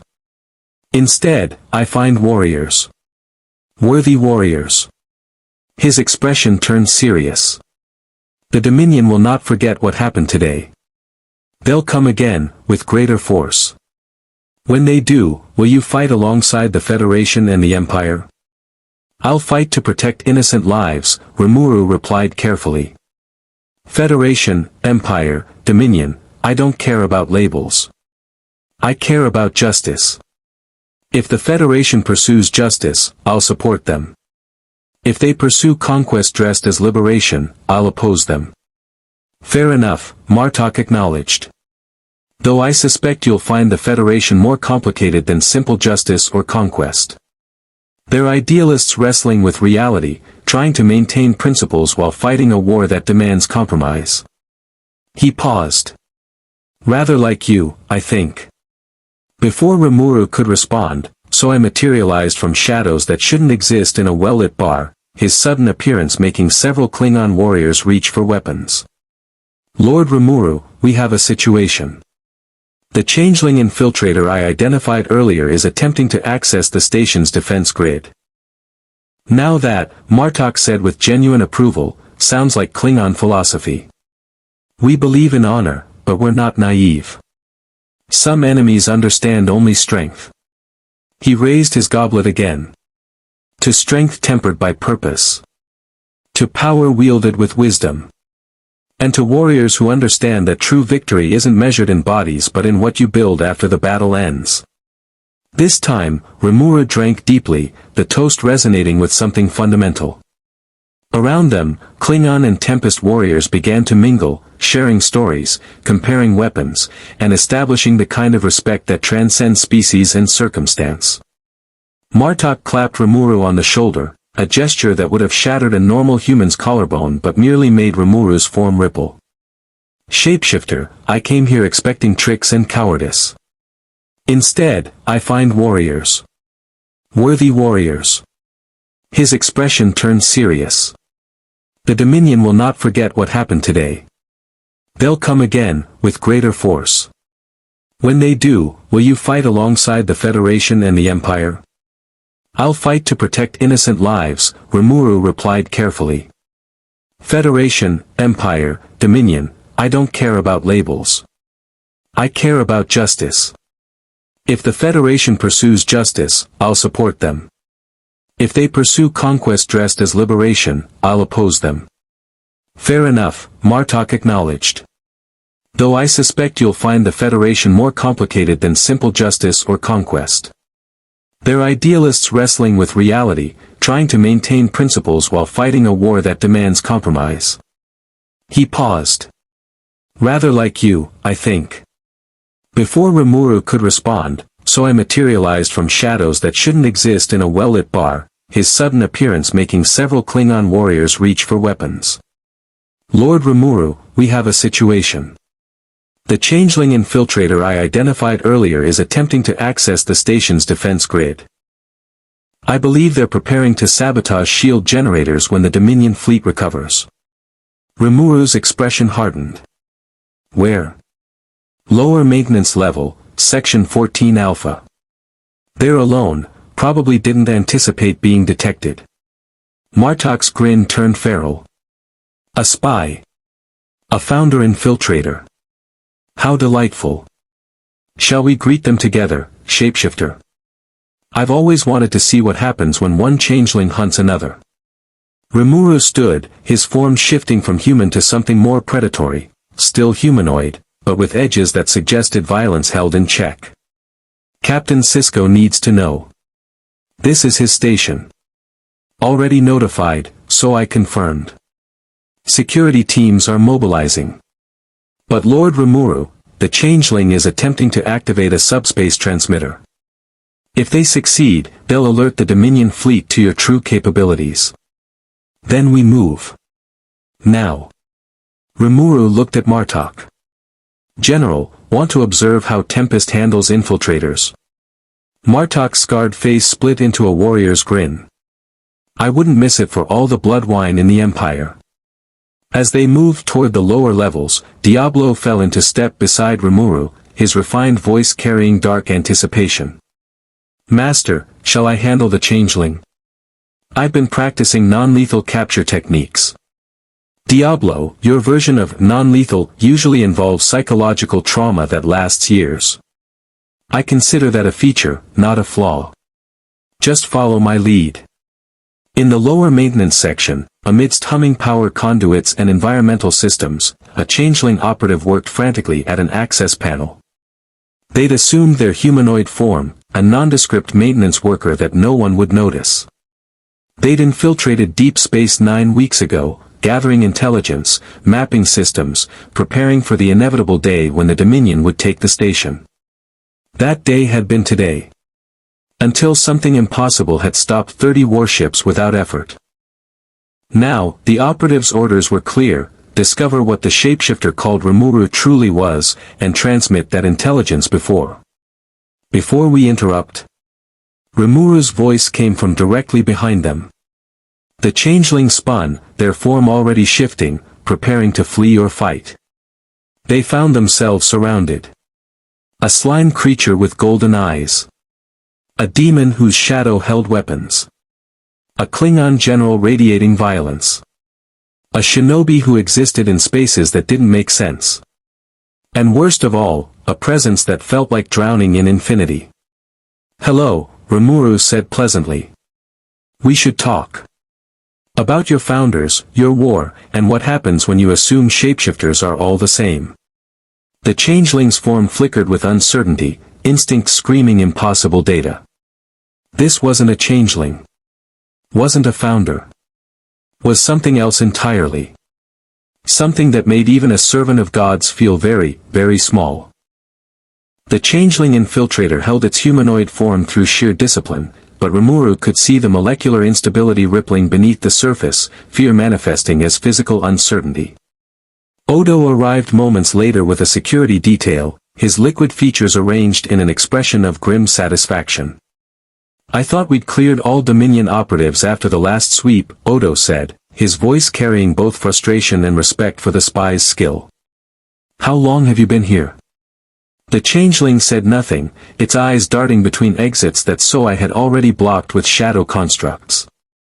Martok circled slowly, his hand resting on his DK Tog blade, evaluating the spy with a predator's patience. Let me handle this, Rimuru said quietly, stepping forward. His form shifted, flowing from humanoid to pure slime, then into a perfect replica of a founder, the changeling's own species, but something in the replication made the infiltrator recoil. It wasn't just physical mimicry. Rimuru had captured something deeper, something fundamental about what changelings were at a molecular level. You know what I am, Rimuru said, his voice carrying harmonics that existed in dimensions the changeling could barely perceive. You've reported to your founders that a new type of shapeshifter has appeared. One that defies their understanding. One that challenges their supremacy. He leaned closer. Tell me, did they believe you? Or did they think you were malfunctioning? The changeling's resolve cracked. What are you? The words came out as desperate whisper. You're not a founder. Not a changeling. But you change forms, manipulate matter, exist in states we can barely detect. The founders say they are perfection, the pinnacle of shape-shifting evolution. But you. I'm proof they were wrong, Rimuru finished. That shape-shifting isn't an endpoint but a beginning. That what they consider godhood is merely one expression of infinite possibility. He shifted back to his slime form. Tell me your name. Lawson. The changeling's voice carried defeat. Third Infiltration Specialist, assigned to Deep Space 9 for intelligence gathering and strategic sabotage. Lawson, Rimuru repeated, tasting the name. You're a person. A living being with thoughts, desires, purpose. Not a tool. Not a weapon. A person. He paused. Do the founders remember that about themselves? That they're people, not gods. The founders are gods, Lawson replied automatically, the words emerging with programmed certainty. They created the Dominion to bring order to chaos. They protect solids from their own destructive nature. They enslave soldiers through genetic manipulation, Rimuru interrupted. They clone administrators and condition them for fanatical loyalty. They conquer worlds and call it enlightenment. They demand worship and punish doubt. His golden eyes held no anger, only profound sadness. Lawson, I've met beings who claimed divinity. Real gods, not shapeshifters with delusions of grandeur. You know what separated the genuine articles from the pretenders? The real gods never demanded worship. They just existed, beyond mortal concerns. Your founders. They need validation. They need control. They need to prove their superiority constantly. That's not divinity. That's insecurity. The words hit Lawson like physical blows. Every changeling was raised, created, with absolute certainty in founder supremacy. To question was to commit heresy. To doubt was to betray existence itself. Yet here stood a being that made those certainties crumble simply by existing. Odo stepped forward, his expression complex. Lawson, I'm a changeling too. The founders tried to make me believe what they made you believe, that we're inherently superior. That solids need our guidance, that order requires absolute control. His voice hardened. They're wrong. I've lived among solids for decades. I've seen them build, create, love, sacrifice.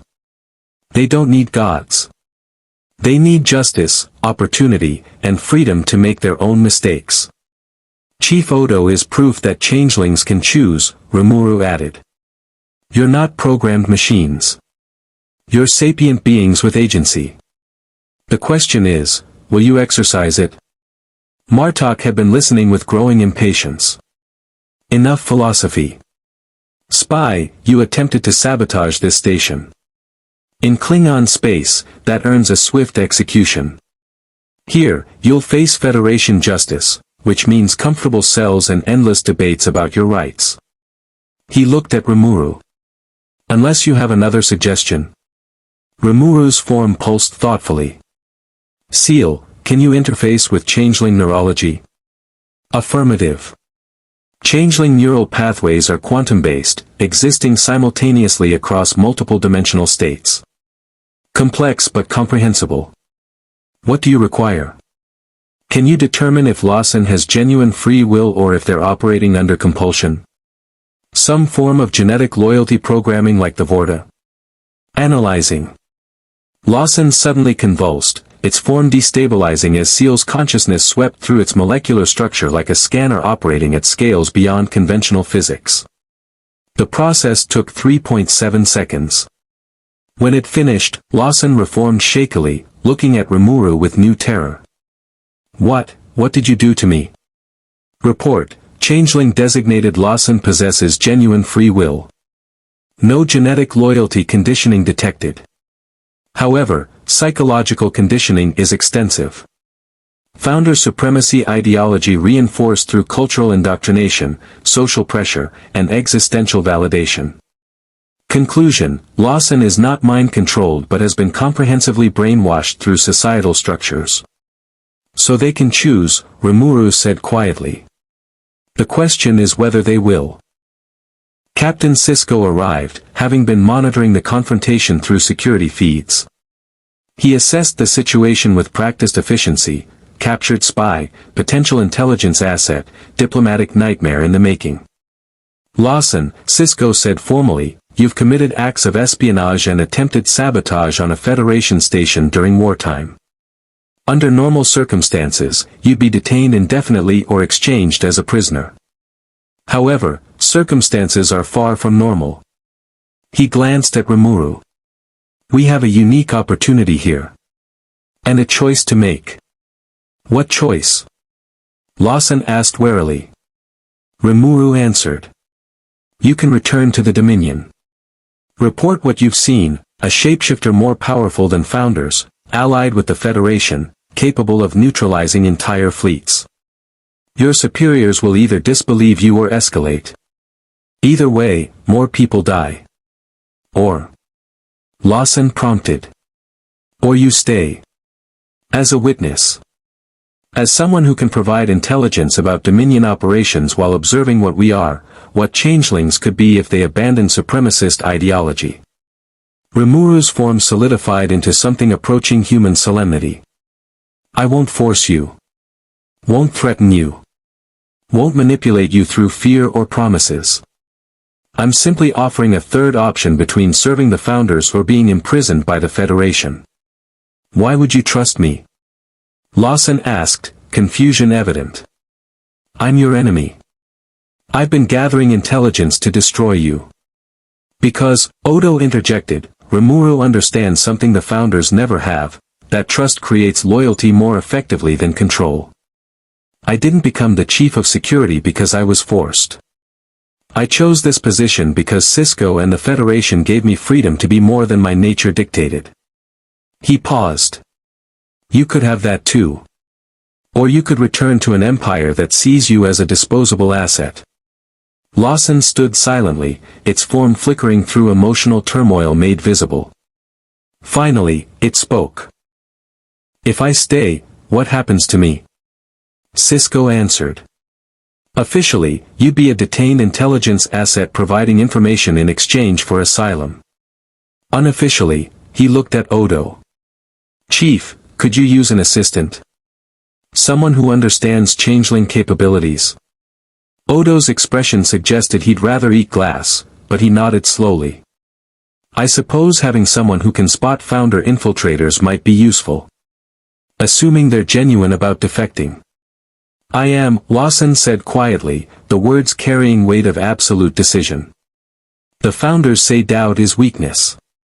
But after seeing what you are, Rimuru Tempest. I can't unknow it. Can't pretend the Founders are ultimate. Can't return to certainty. The changeling's form stabilized into something resigned and oddly hopeful. I'll provide intelligence. Cooperate fully. Because I want to understand what I could become if I'm not defined by Founder doctrine. Martok snorted. Touching. Though I still think swift execution would be simpler. Simpler, Rimuru agreed, but we're not pursuing simple. We're pursuing better. He turned to Cisco. Captain, with Lawson's cooperation, Ciel can extract detailed intelligence about Dominion operations. Fleet positions, command structures, strategic objectives. Information that could save Federation lives. Cisco weighed the offer against regulations, ethics, and desperate military necessity. Do it. But Lawson, understand this. If you betray us, if this is an elaborate deception, I will personally ensure you regret it. Clear. Clear, Captain. Beginning intelligence extraction, Ciel announced. Lawson, this will be disorienting but painless. Please maintain corporeal cohesion.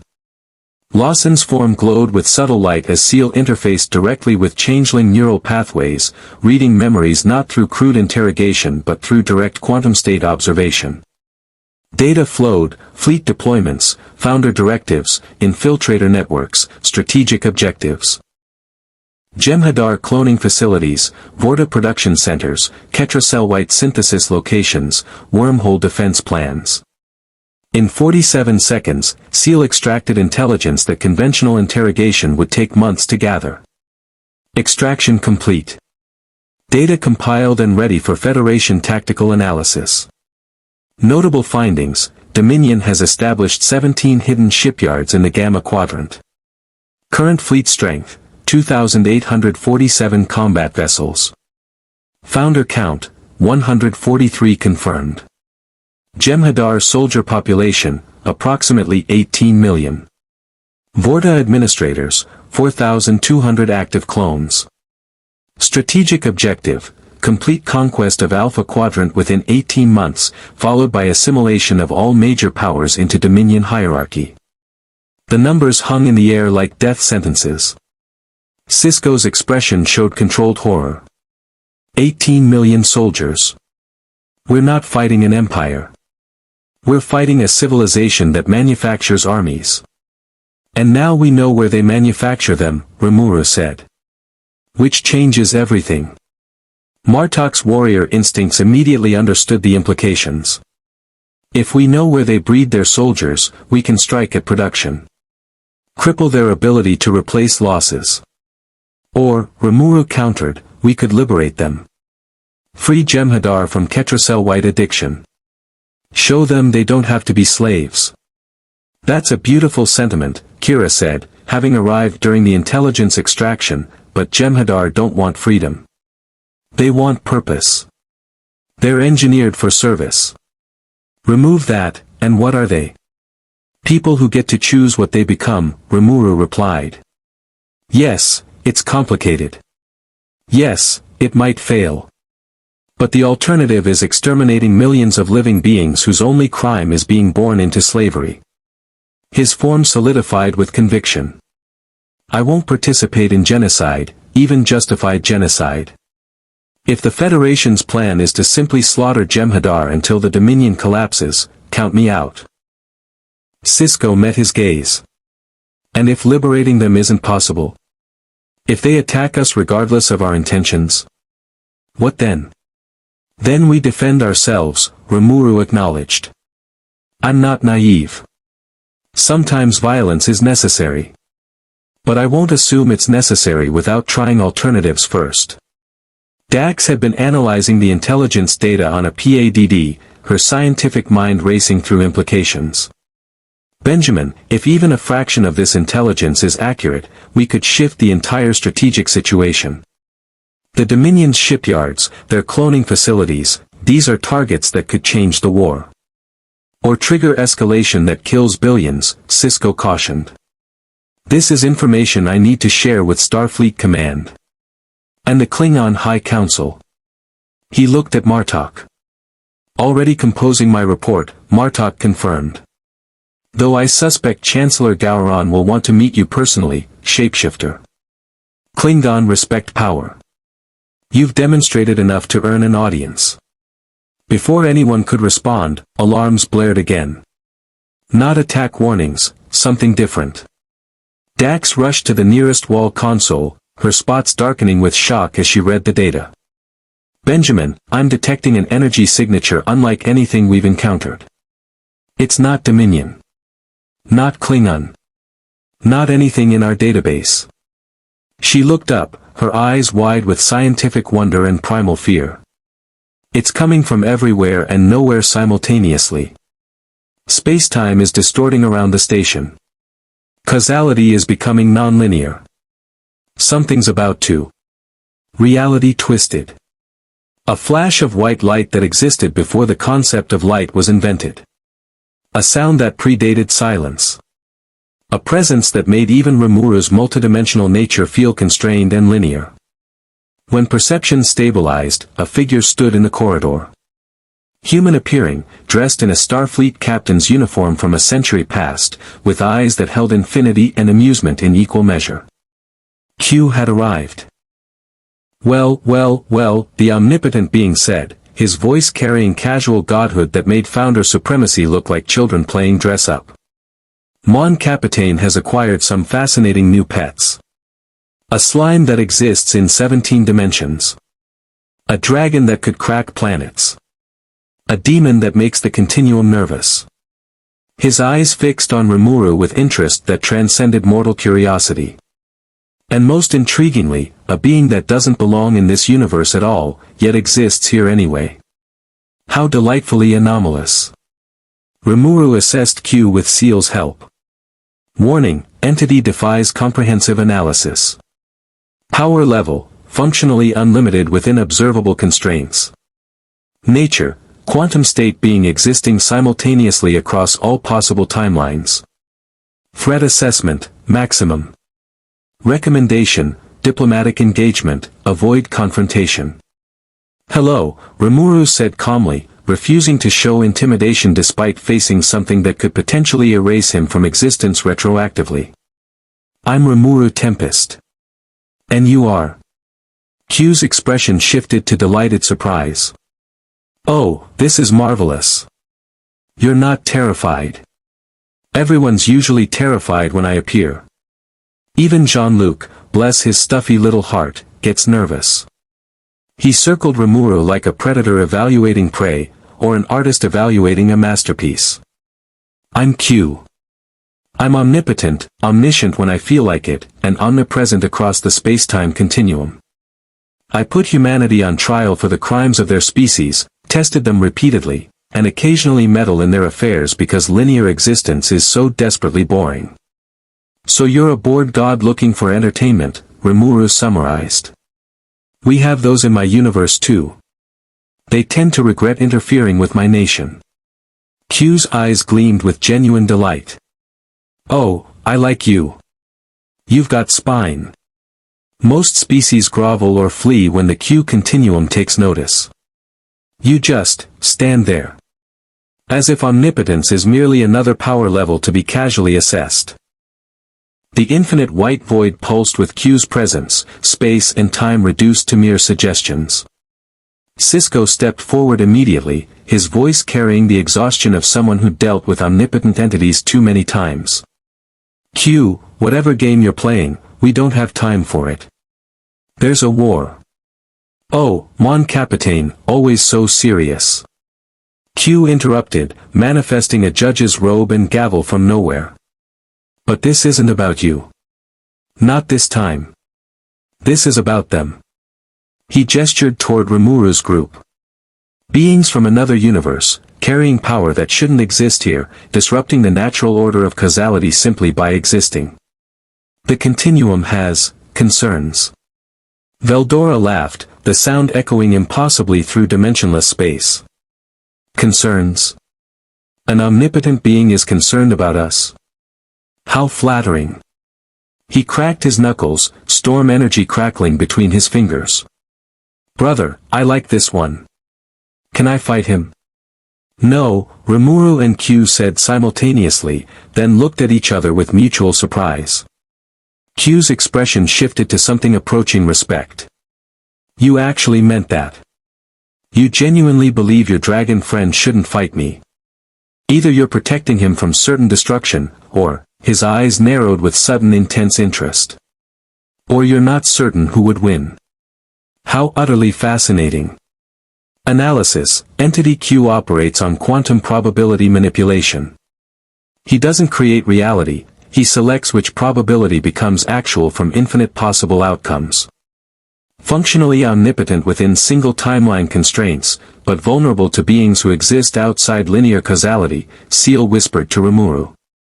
Current assessment, direct confrontation inadvisable but not necessarily fatal. Q's power is absolute within his universe's framework. Your power originates from different universal constants.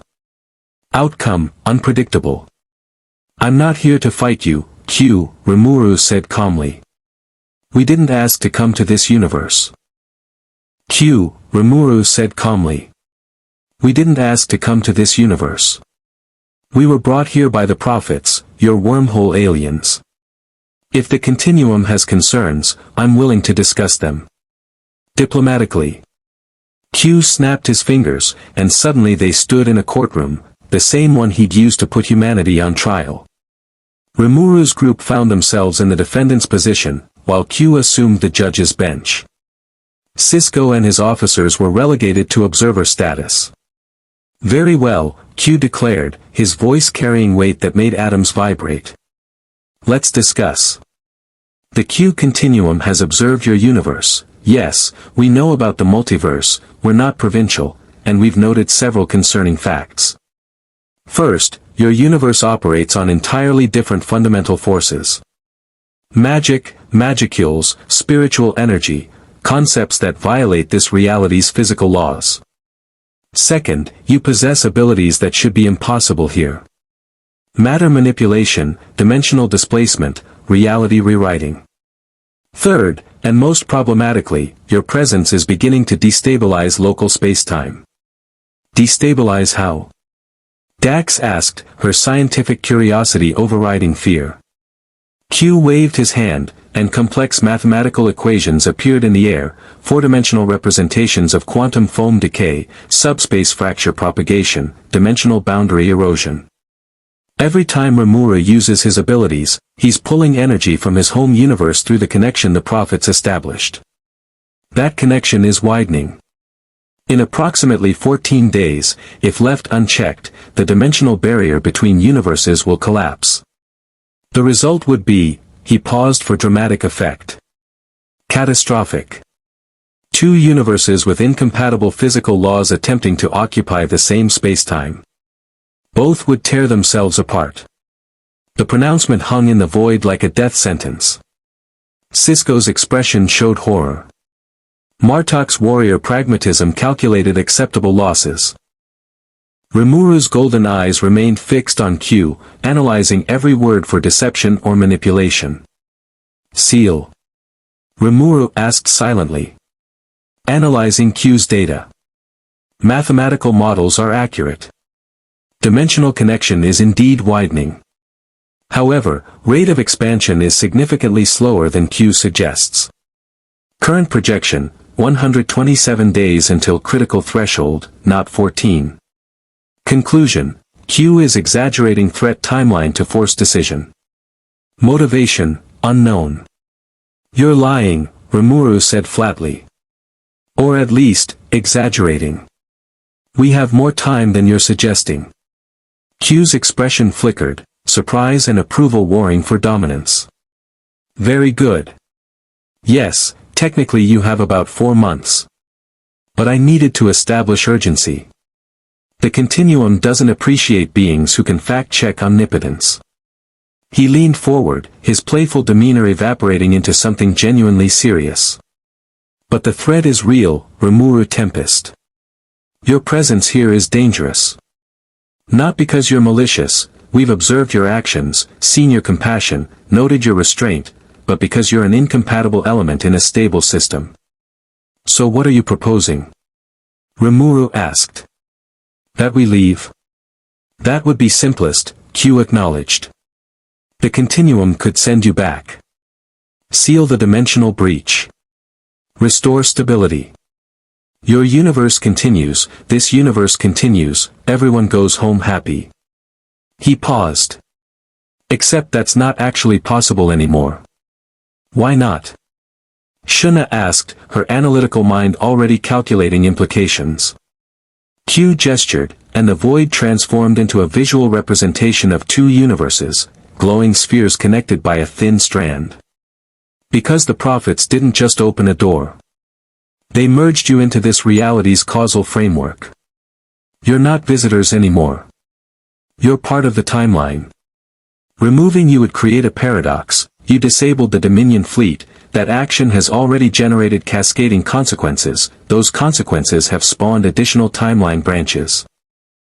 Excising you now would collapse those branches, potentially erasing thousands of causal chains. Millions of people whose lives you've already affected would cease to exist, Dax breathed, understanding the horrific mathematics. Not die, cease to have ever existed. Precisely. Q snapped his fingers approvingly.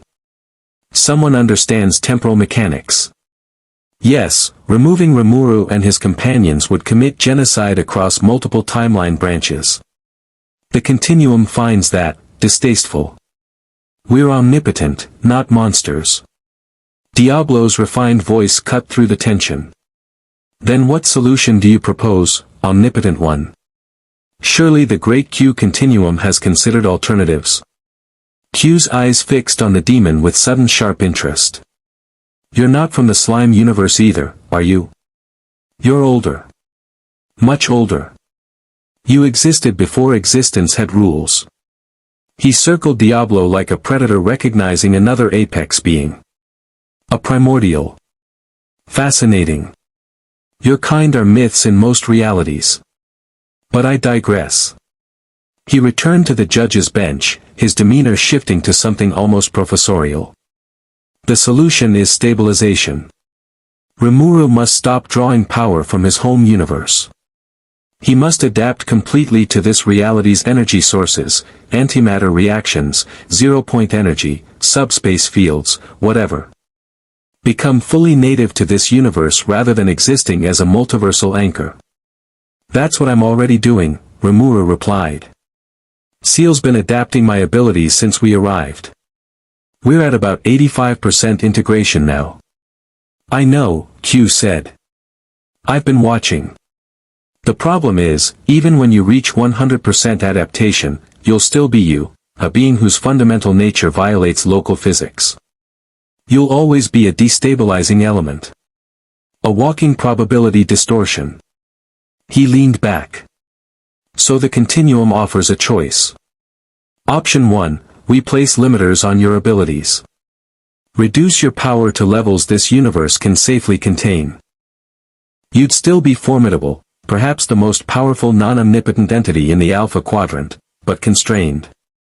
Unacceptable, Benimaru stated immediately. Lord Rimuru's power protects us. Protects everyone who depends on him. Limiting that endangers countless lives. Option 2, Q continued as if Benimaru hadn't spoken, we relocate you.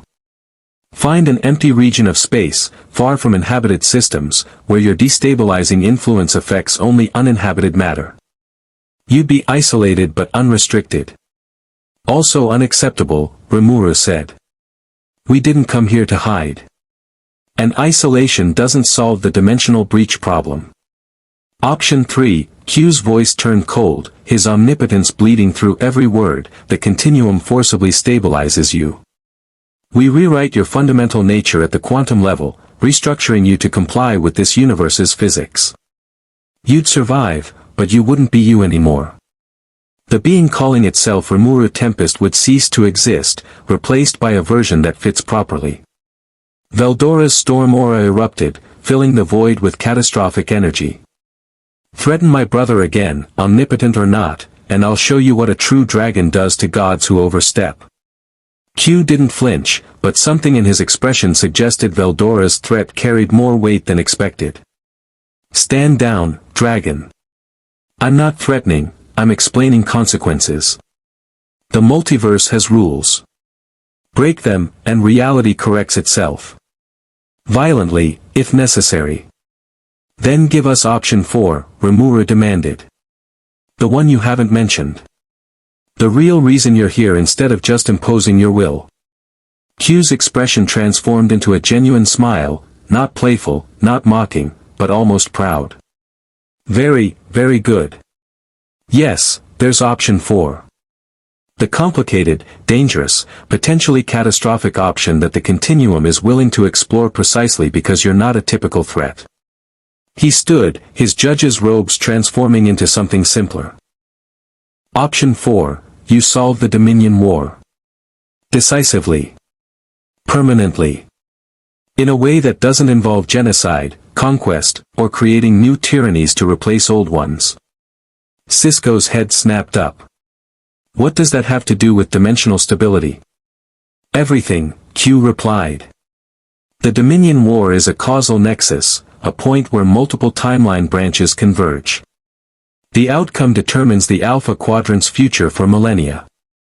Currently, probability suggests the war ends in one of 3 ways: Federation defeat and Dominion conquest, Pyrrhic Federation victory leading to militarization and eventual collapse of ideals, or mutual exhaustion resulting in Cold War that eventually goes nuclear. He paused. All 3 outcomes are suboptimal for universal stability. And you care about that? Kira asked skeptically. Since when does the Q continuum involve itself in mortal affairs beyond testing in games? Since something from outside our multiverse cluster arrived carrying enough power to potentially tear the fabric of reality, Q snapped. The continuum doesn't meddle in linear affairs capriciously. We test, yes. We observe, certainly. But we maintain the framework that allows life to exist at all. Rimuru's presence here is a cosmic accident that could become a cosmic catastrophe, unless he uses that accident to resolve an existing instability. Rimuru absorbed this, his consciousness processing at speeds that made quantum computers look glacial. You want us to end the war. On our terms. Using our methods. And in exchange?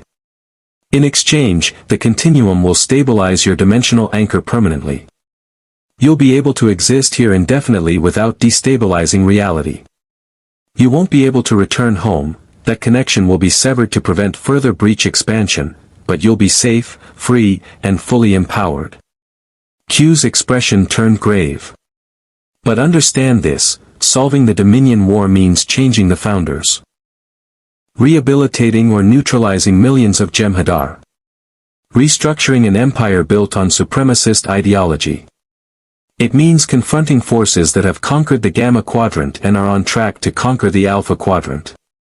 It means achieving what the Federation, Klingon, Romulans, and every other power have failed to accomplish. It means, Diablo added softly, demonstrating that Lord Rimuru's philosophy of protection and liberation actually works on a galactic scale. Exactly. Q pointed at Diablo. The demon understands. This isn't just about ending a war. It's about proving that power can be wielded for genuine good, not just shifting which tyrant holds the whip. The continuum wants to see if you're the anomaly you appear to be, or just another conqueror with prettier rhetoric. Martok had been silent, but now he spoke, his warrior's pragmatism cutting through philosophical debate. You're asking them to fight our war. To risk their lives for a universe that isn't even their own. That's asking for heroism beyond any reasonable expectation. I'm asking them to be what they claim to be, Q countered. Protectors. Liberators. Leaders who build rather than destroy. If those claims are true, this war is exactly the kind of challenge they should accept. If they're false, he shrugged. Then we proceed with option 3, and everyone learns an unfortunate lesson about hubris. Rimuru stood silent for a long moment. His inner circle watched him, waiting for guidance, trusting his judgment even in the face of omnipotence. Finally, he spoke. Show me, Rimuru said. Show me everything. The war's full scope. The casualties. The strategic situation. The Founder's true nature. The Jem'Hadar's reality. The peoples caught between empires. Show me what we're actually being asked to fix. Q snapped his fingers. Reality rewrote itself into a vast display of the Dominion War. Battles fought across dozens of worlds. Ships burning in the cold of space. Civilian populations under occupation. Jem'Hadar soldiers dying by the thousands for objectives they couldn't question. Vorta administrators managing genocide with bureaucratic efficiency. Founders in their great link, convinced their supremacy justified any atrocity. Federation officers making impossible choices, compromising principles for survival. Klingon warriors dying gloriously in battles that achieved nothing. Cardassians trapped in an alliance that was devouring them. Bajorans, still recovering from occupation, facing new threats. Hundreds of species caught in crossfire between powers that viewed them as resources or obstacles. The data flowed through Rimuru's consciousness, each death, each atrocity, each moment of suffering catalogued with crystalline clarity. When it finished, his golden eyes held something ancient and absolutely certain. I'll do it, Rimuru said quietly. Not because you're forcing me. Not because of dimensional stability threats. But because I've seen this before, in my world, in my history. Empires that enslave because they fear, that conquer because they're desperate, that commit atrocities because they've convinced themselves there's no alternative. His form solidified with absolute conviction. I built a nation on the principle that there's always an alternative. That power can protect without dominating. That strength can liberate without replacing one tyranny with another. If I abandon that principle when it's difficult, then everything I built means nothing. Lord Rimuru, Shuna said gently, this isn't our fight. We have no obligation to these people. We have the obligation that comes with power, Rimuru replied. The obligation to do what's right when we're capable of it. Otherwise, what's the difference between us and the founders? Benimaru's flames flickered with approval. Then we fight. Together. As Tempest has always fought. For justice, Geld rumbled. For the weak who cannot defend themselves. For the glory of impossible victories. Veldora roared.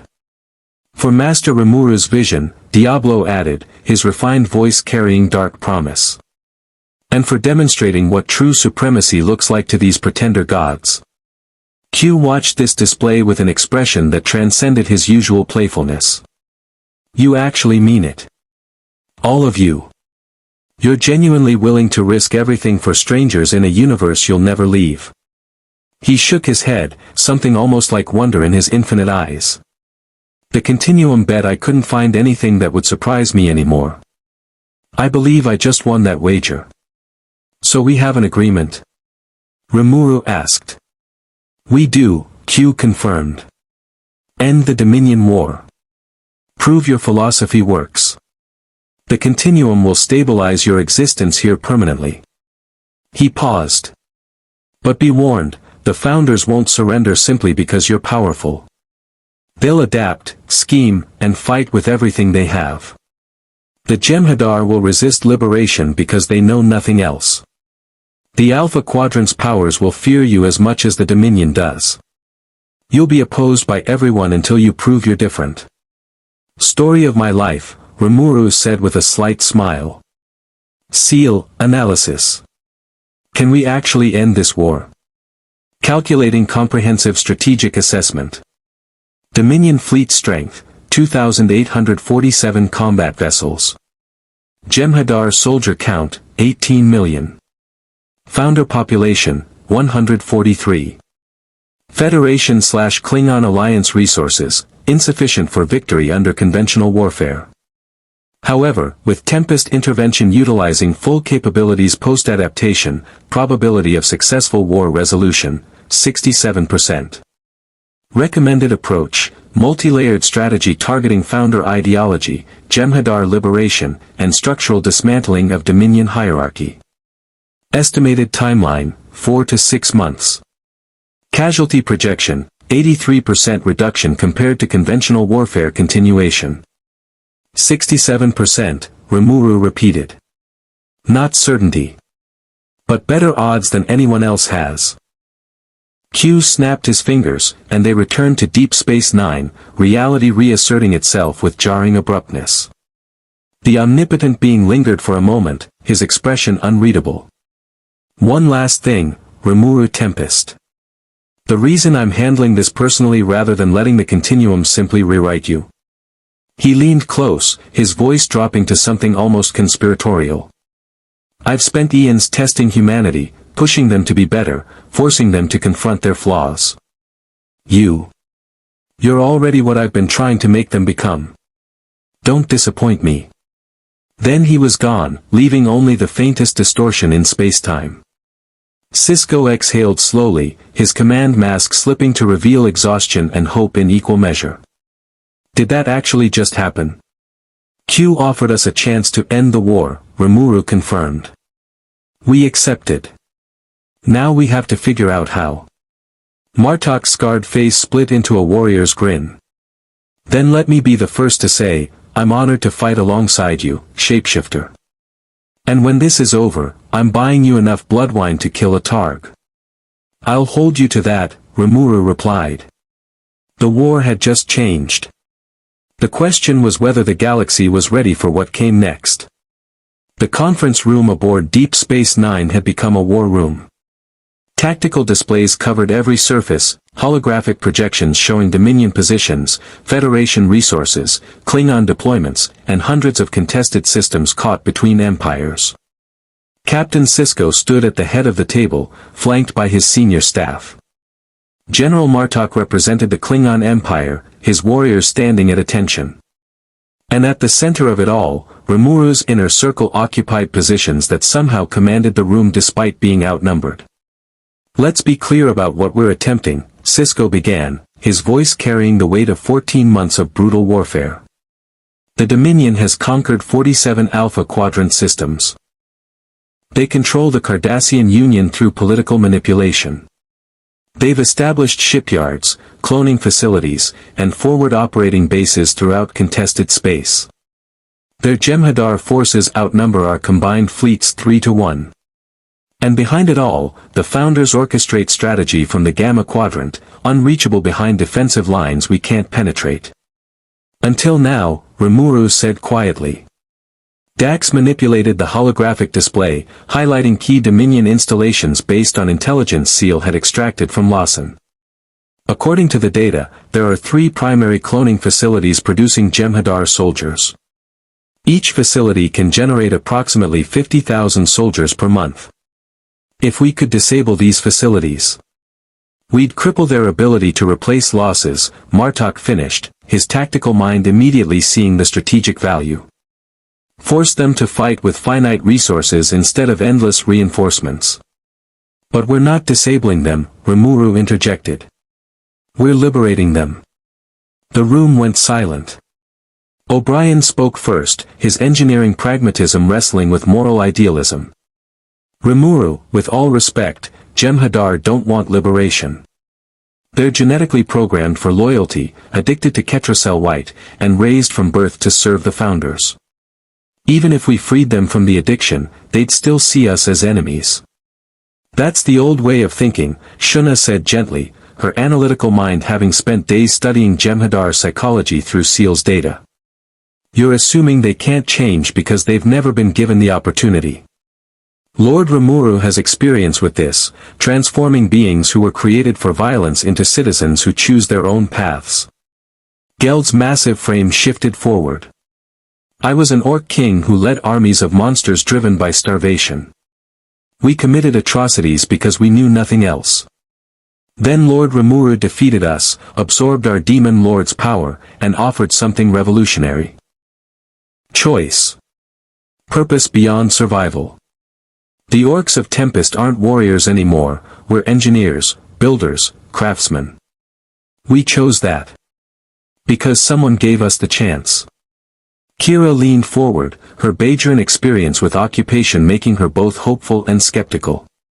The difference is, the Founders won't simply let us offer their soldiers alternatives. They'll fight to maintain control. And honestly, if I were them, I'd see this as an existential threat. Their entire empire is built on Jem'Hadar loyalty. Which is exactly why it will work, Diablo observed, his refined voice carrying dark certainty. Master Rimuru doesn't simply free slaves and hope for the best. He demonstrates that freedom is more powerful than chains. When the Jem'Hadar see their supposed gods proven mortal, when they experience life without Ketracel White dependency, when they're given actual choice for the first time, the Dominion's ideology collapses from within. Benimaru moved to the tactical display, his warriors already planning operations. We need a demonstration. 1 cloning facility, publicly liberated. 1 unit of Jem'Hadar, freed from addiction and given genuine choice. If even a fraction choose independence over servitude, the psychological impact on Dominion forces will be catastrophic. It's a beautiful plan, Worf said, his deep voice carrying professional skepticism, but it assumes we can reach a cloning facility, overcome its defenses, neutralize thousands of Jem'Hadar soldiers without killing them, cure their addiction in hours rather than months, and somehow convince them to abandon the only purpose they've ever known. The logistics alone are impossible. Rimuru's golden eyes held patient amusement. Worf, with respect, you're thinking in terms of Federation capabilities. Ciel, display the plan. Affirmative. Presenting Operation Liberation. The holographic display transformed, showing a detailed schematic of a Dominion cloning facility designated Site Gamma 7.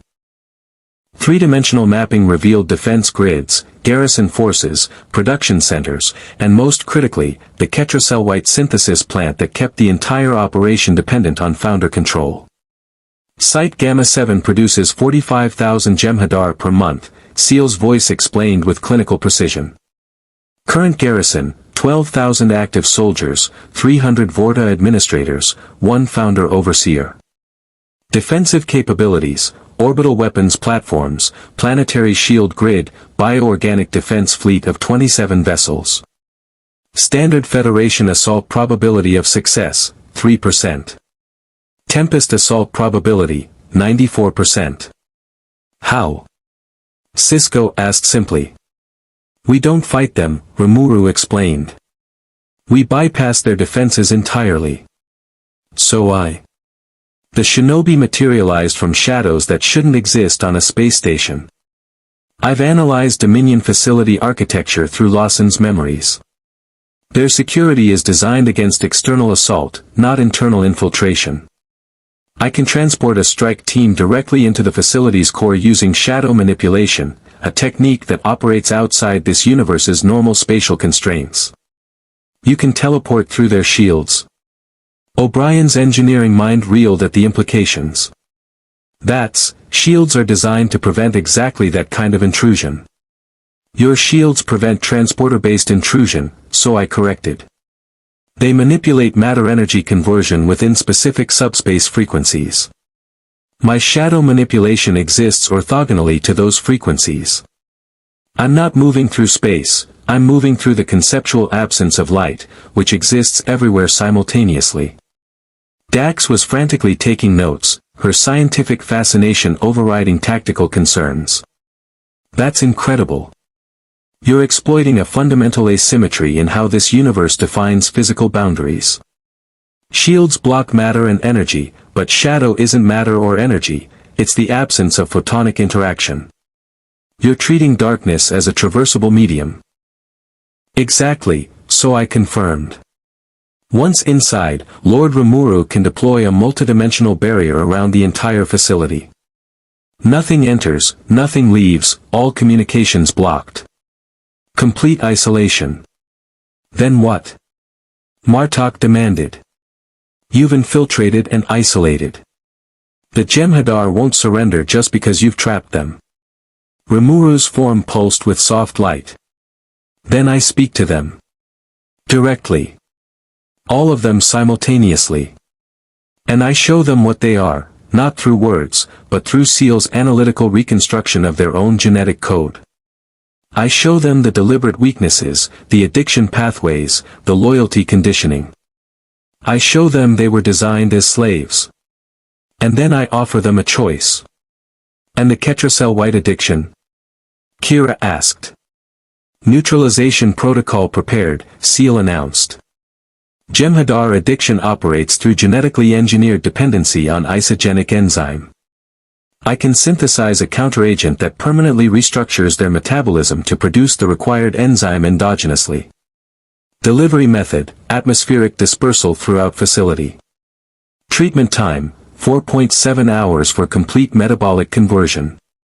Side effects, temporary disorientation, heightened emotional responses as genetic loyalty conditioning destabilizes, existential confusion as they experience genuine free will for the first time.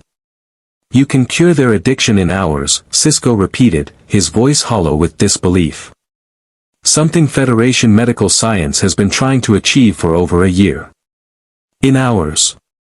Ciel's analytical capabilities exceed your current technology by several thousand years, Rimuru said without arrogance, simply stating fact. She's not bound by trial-and-error methodology. She can model molecular interactions at quantum scales in microseconds and design solutions that work perfectly the first time.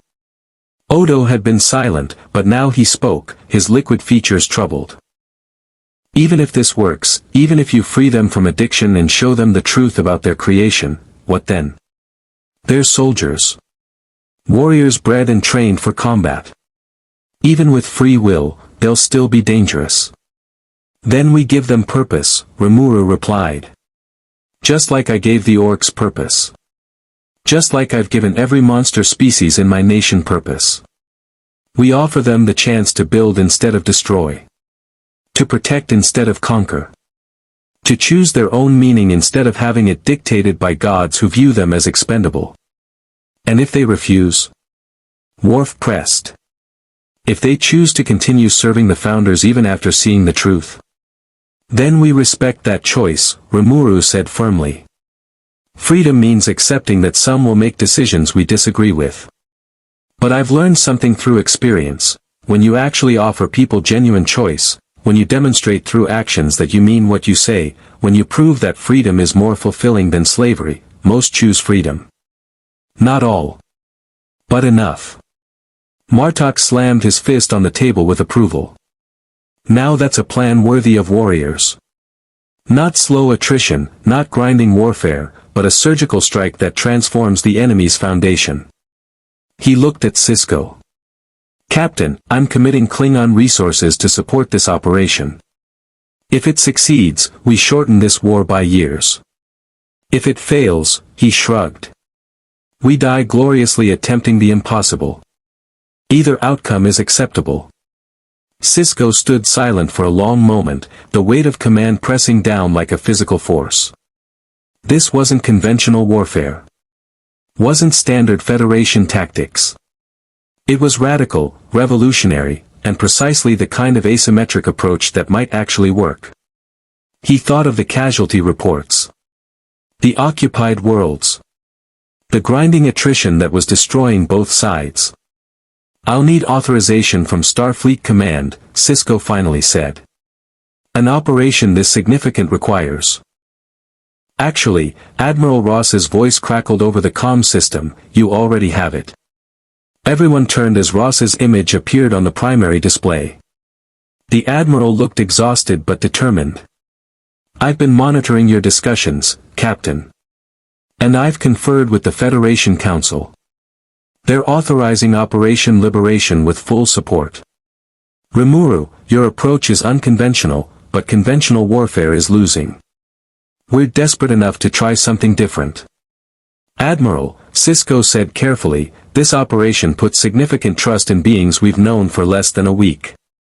If they're deceptive, if this is some elaborate Dominion manipulation, then we're no worse off than we already are, Ross interrupted. Benjamin, I've read Dax's analysis. I've reviewed the intelligence Rimuru provided. I've watched sensor logs of him neutralizing 30 warships without casualties. Either he's genuine and we have a chance to end this war without millions more dead, or he's an elaborate deception and we were always doomed. He paused. I'm choosing to believe in the former. Because the alternative is accepting that the Federation dies slowly over the next year. Martok's communication panel chimed. He activated it to reveal Chancellor Gowron's aggressive features. The Klingon leader spoke without preamble. General Martok, the High Council has reviewed your reports. This shapeshifter and his warriors have impressed us. The Klingon Empire will support Operation Liberation. Send the coordinates. We'll provide a diversionary fleet to draw Dominion attention away from the target facility. Agreed, Chancellor, Martok replied, his expression radiating satisfaction. Rimuru absorbed these commitments, understanding the trust being placed in him. Then we move quickly. Before the Founders can adjust their strategy. So how long until you can complete reconnaissance of Site Gamma 7? I'm already there, Soai's voice emerged from shadows. My clones have been observing the facility for the past 6 hours. Full tactical mapping complete. Optimal insertion point identified. Guard rotation schedules catalogued. Vorta Commander's psychological profile analyzed. I can insert the strike team within 20 minutes of your command. Of course you're already there, Cisco muttered. Why am I even surprised anymore? Benimaru moved to Rimuru's side. Lord Rimuru, let me lead the initial strike team. Soai for infiltration, myself for combat capability if needed, Shuna for analysis and medical support if complications arise. And Diablo, the demon added pleasantly, to handle the Founder Overseer. I've been curious to meet one face to face. I suspect they'll find the experience educational. Rimuru nodded. Veldora and Geld stay on Deep Space Nine. If this is a trap and the Dominion launches a counterattack, I want overwhelming defensive capability here. Gobta. I'm coming with you, the Goblin interrupted enthusiastically. I never get to do the cool missions. It's always, Gobta, stay back, or, Gobta, you'll just cause problems, but I've been training. I've got new techniques. I can be useful. You can be our chaos factor, Rimuru agreed, to Gobta's delight. Sometimes unpredictability is the best weapon. Dax stepped forward. Rimuru, I'd like to accompany your team. As a scientific observer. If you're going to cure Ketracel-White addiction in hours, I want to understand how. The knowledge could be invaluable. Denied, Cisco said immediately. Dax, you're too valuable. Benjamin, this is the most significant xenobiological event in Federation history, Dax argued. And I'm the only science officer with 7 lifetimes of experience to properly document it. I'm going. Cisco recognized the determination in his old friend's voice. Fine. But you follow Rimuru's orders absolutely. No improvisation. No scientific curiosity that puts you at risk. I promise to be sensible, Dax said, her smile suggesting she was already planning which rules to bend. Worf stepped forward. Captain, I request permission to accompany the strike team as well. To represent Starfleet's interests and provide tactical assessment. Before Cisco could respond, Martok laughed. And because you want to see if these warriors are as formidable as they claim. Go, Worf. Bring honor to the Empire. And try not to die, I haven't finished teaching you proper bloodwine appreciation. Cisco nodded reluctantly. Granted. But Worf, same rules, you follow Rimuru's command structure. Understood, Captain. Worf turned to Rimuru, his Klingon pride and Starfleet discipline warring. I will follow your orders, Rimuru Tempest. But know that I will evaluate your methods critically. If I believe your actions endanger the mission or violate warriors' honor, I will speak. I'd expect nothing less, Rimuru replied with genuine respect. Honest advisors are more valuable than sycophants. Ciel's voice cut through the preparations. Alert, Dominion Communications Network shows increased activity. The disabled fleet from yesterday's engagement has been recovered. Vorta commanders are reporting the incident to Founder leadership. Projection, Dominion strategic response will occur within 48 hours. Recommendation, execute Operation Liberation within the next 12 hours to maintain initiative advantage. Then we move now, Rimuru decided. So I, prepare the insertion point. Everyone else, gather equipment and say your goodbyes. We launch in 1 hour. As the room emptied, officers moving to prepare, Cisco caught Rimuru's attention. Rimuru, a word. They stood alone in the tactical center, the weight of impending operation hanging between them. I'm trusting you, Cisco said quietly. Trusting you with my officers' lives. Trusting you with a strategy that could win or lose this war. Trusting you because I don't have better options and because everything you've done suggests you're genuine. He paused. Don't make me regret it. Rimuru's golden eyes held absolute certainty. Captain Cisco, I've led nations. I've fought wars. I've made impossible choices and lived with their consequences. I understand what you're risking by trusting me. His form solidified with conviction that transcended mere words. I won't let you down. Not because I want your approval or fear your judgment, but because I meant what I said, power without purpose is just destruction. My purpose is protection. Yours is too. That makes us allies in the only way that matters. Cisco nodded slowly, recognizing a kindred spirit. Then go. Free those soldiers. Prove that your philosophy works. And come back alive. I have a feeling this war is about to get a lot more complicated, and I'll need all the capable allies I can get. 1 hour later, in a cargo bay converted to staging area, the strike team assembled. Rimuru, Benimaru, Shuna, Diablo, Gobta, Soai, Dax, and Worf. 8 individuals about to attempt what no military force in the Alpha Quadrant had accomplished, striking at the heart of Dominion power. Soai's shadows expanded, creating a portal into darkness that led somewhere else entirely, a facility in the Gamma Quadrant, unreachable by conventional means, defended by thousands of soldiers who didn't yet know they were about to be offered freedom. Remember, Rimuru said to his team, we're not here to conquer. We're here to liberate. That means every Jem'Hadar who survives this operation does so because we chose mercy over expedience. Understood? Understood, Lord Rimuru, his inner circle responded in unison. Dax checked her tricorder nervously. I've been on dangerous missions before, but this feels different. We're not just risking our lives, we're risking changing the fundamental nature of this war. Good, Worf rumbled. Warriors should face challenges worthy of their skills. Then let's begin, Rimuru said, stepping toward the shadow portal. Time to show the Dominion what liberation actually looks like. They entered the darkness, and the fate of 18 million Jem'Hadar soldiers began to shift. The shadow portal deposited them inside Site Gamma-7's main power distribution center, a cavernous chamber of bioorganic technology where pulsing conduits carried energy to cloning vats, synthesis plants, and defensive systems.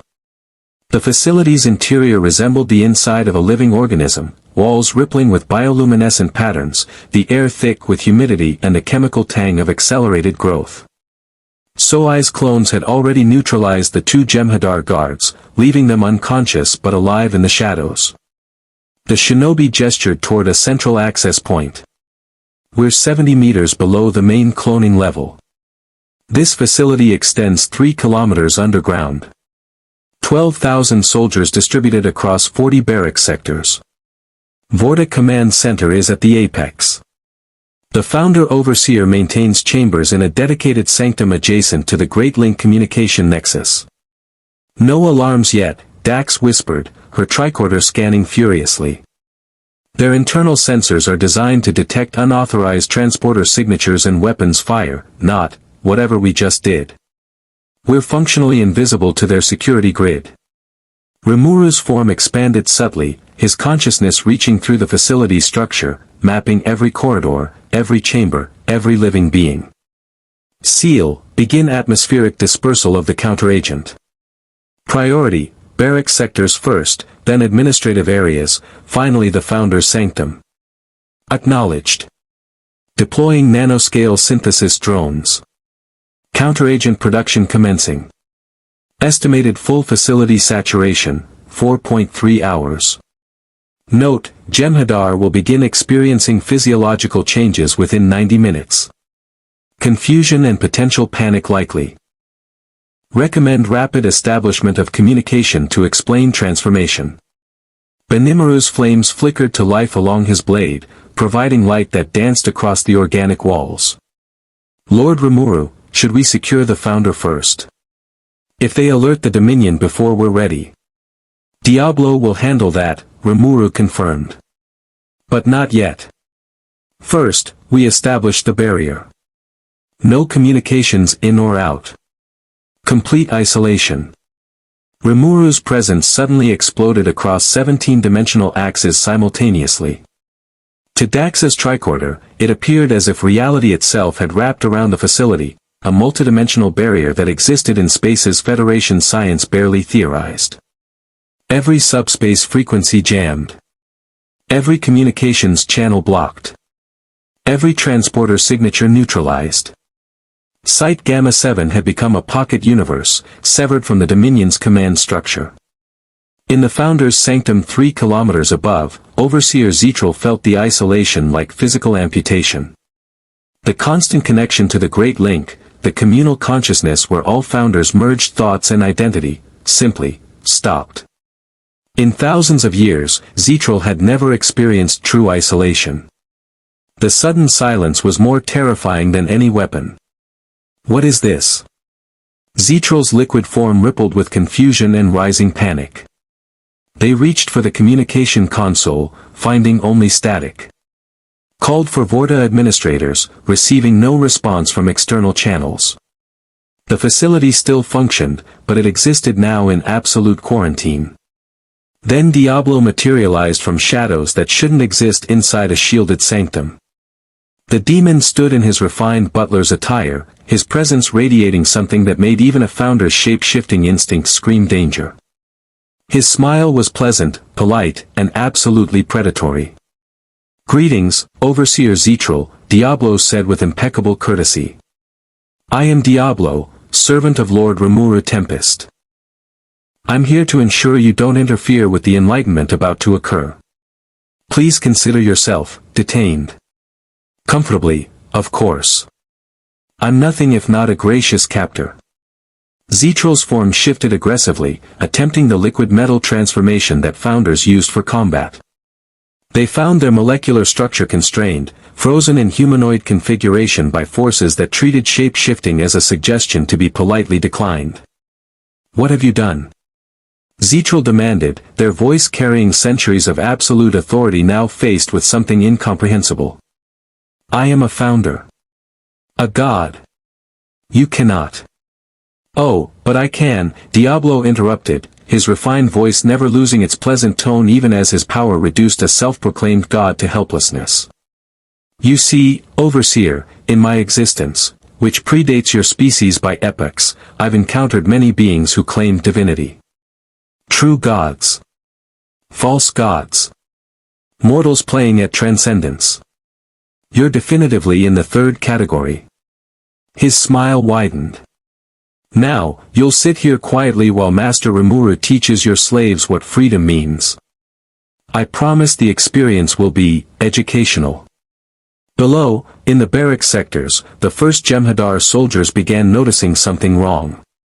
First Kudrak Vel felt it first, a strange sensation in his blood, as if his body was rewriting itself at a cellular level. His hand went to the Ketracel white tube implanted in his neck, the source of both sustenance and purpose. The tube still functioned, but something fundamental had shifted. The desperate need, the biochemical dependency that defined every moment of his existence, was fading. First. Second, Akotmor approached, his own expression showing confusion. "I feel strange. The white, it's still there, but I don't need it. How is that possible?" Around them, other Jem'Hadar stirred, their genetically enhanced senses detecting atmospheric changes their training hadn't prepared them for. Tension rippled through the barracks as soldiers began questioning sensations they'd never experienced, uncertainty, confusion, something that might have been fear if they'd been designed to understand that emotion.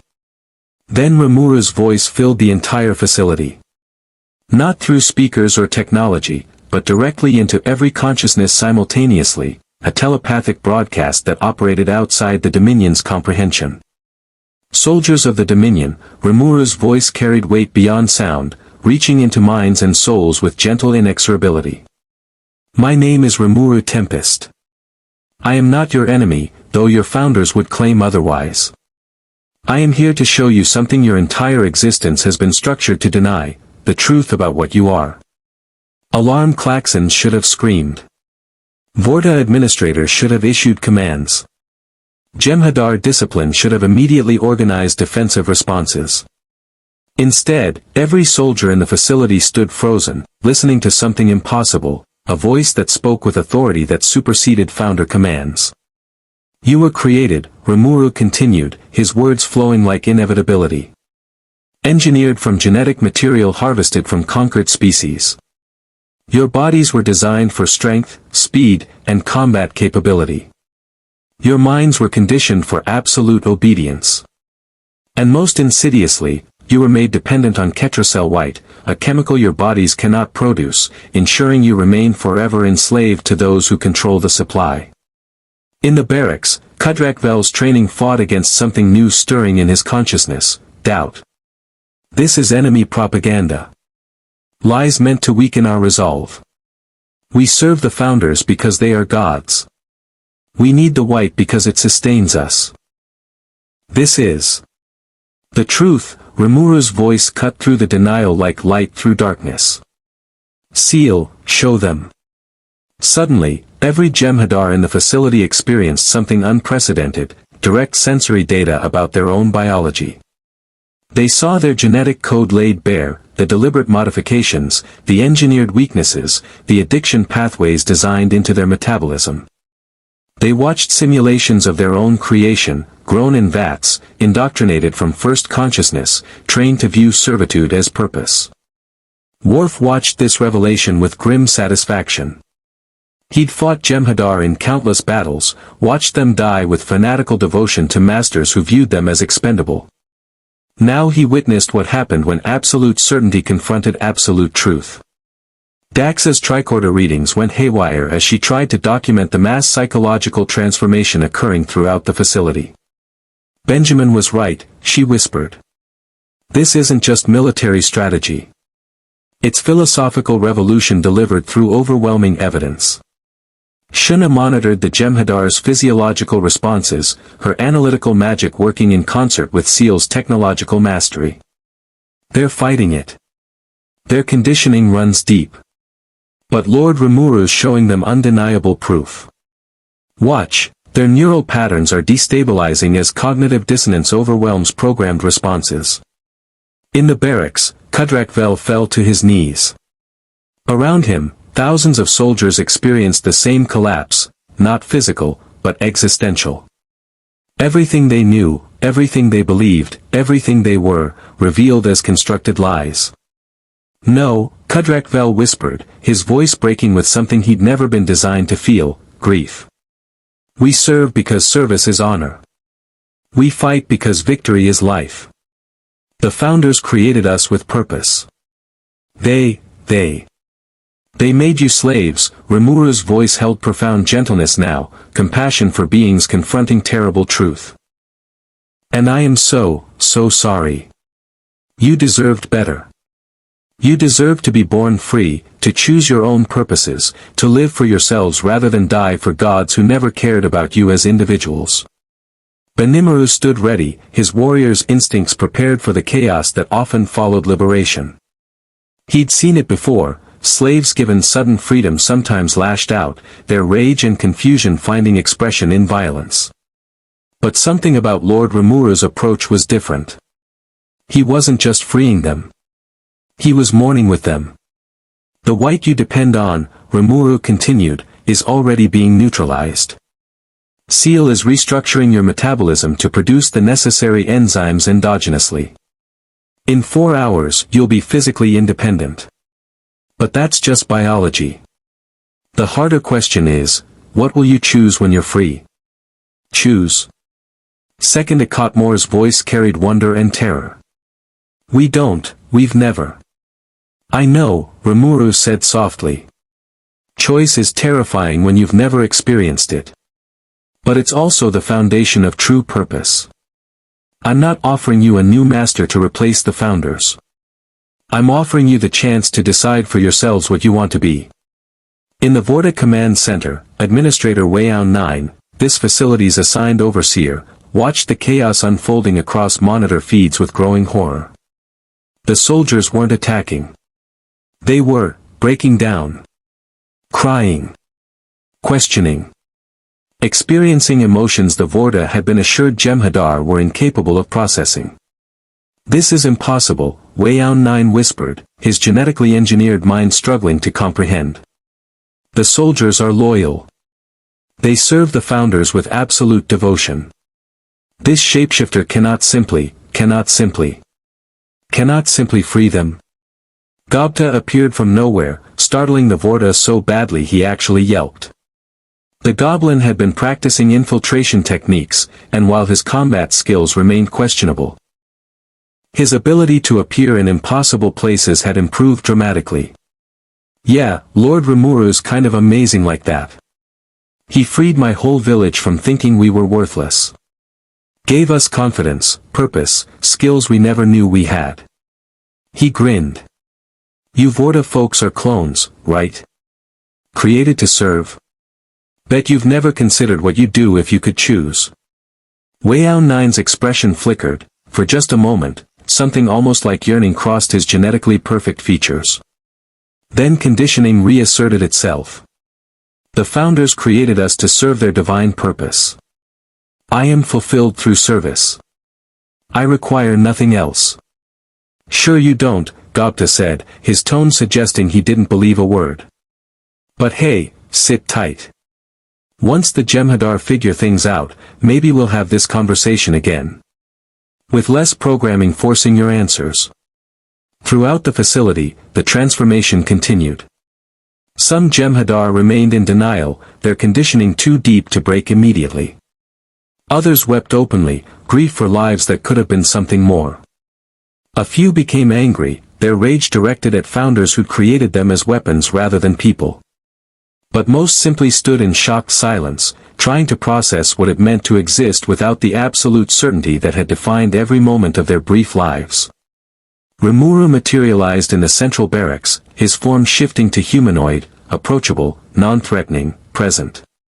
Thousands of Jem'Hadar warriors surrounded him, their combat training making them inherently dangerous even in psychological crisis. Benimaru, Shuna, Worf, and Dax flanked him, ready to defend but hoping they wouldn't need to. First Kudrak Vel approached slowly, his movements those of someone learning to walk after decades of muscle memory. He stopped 3 meters from Rimuru, his enhanced physiology capable of killing the shapeshifter in seconds if he chose violence. Why? Kudrak Vel asked, his voice raw. Why show us this? Why not simply kill us? We are your enemies. We have killed your allies. We would have killed you. Why offer us anything? Rimuru's golden eyes held ancient compassion.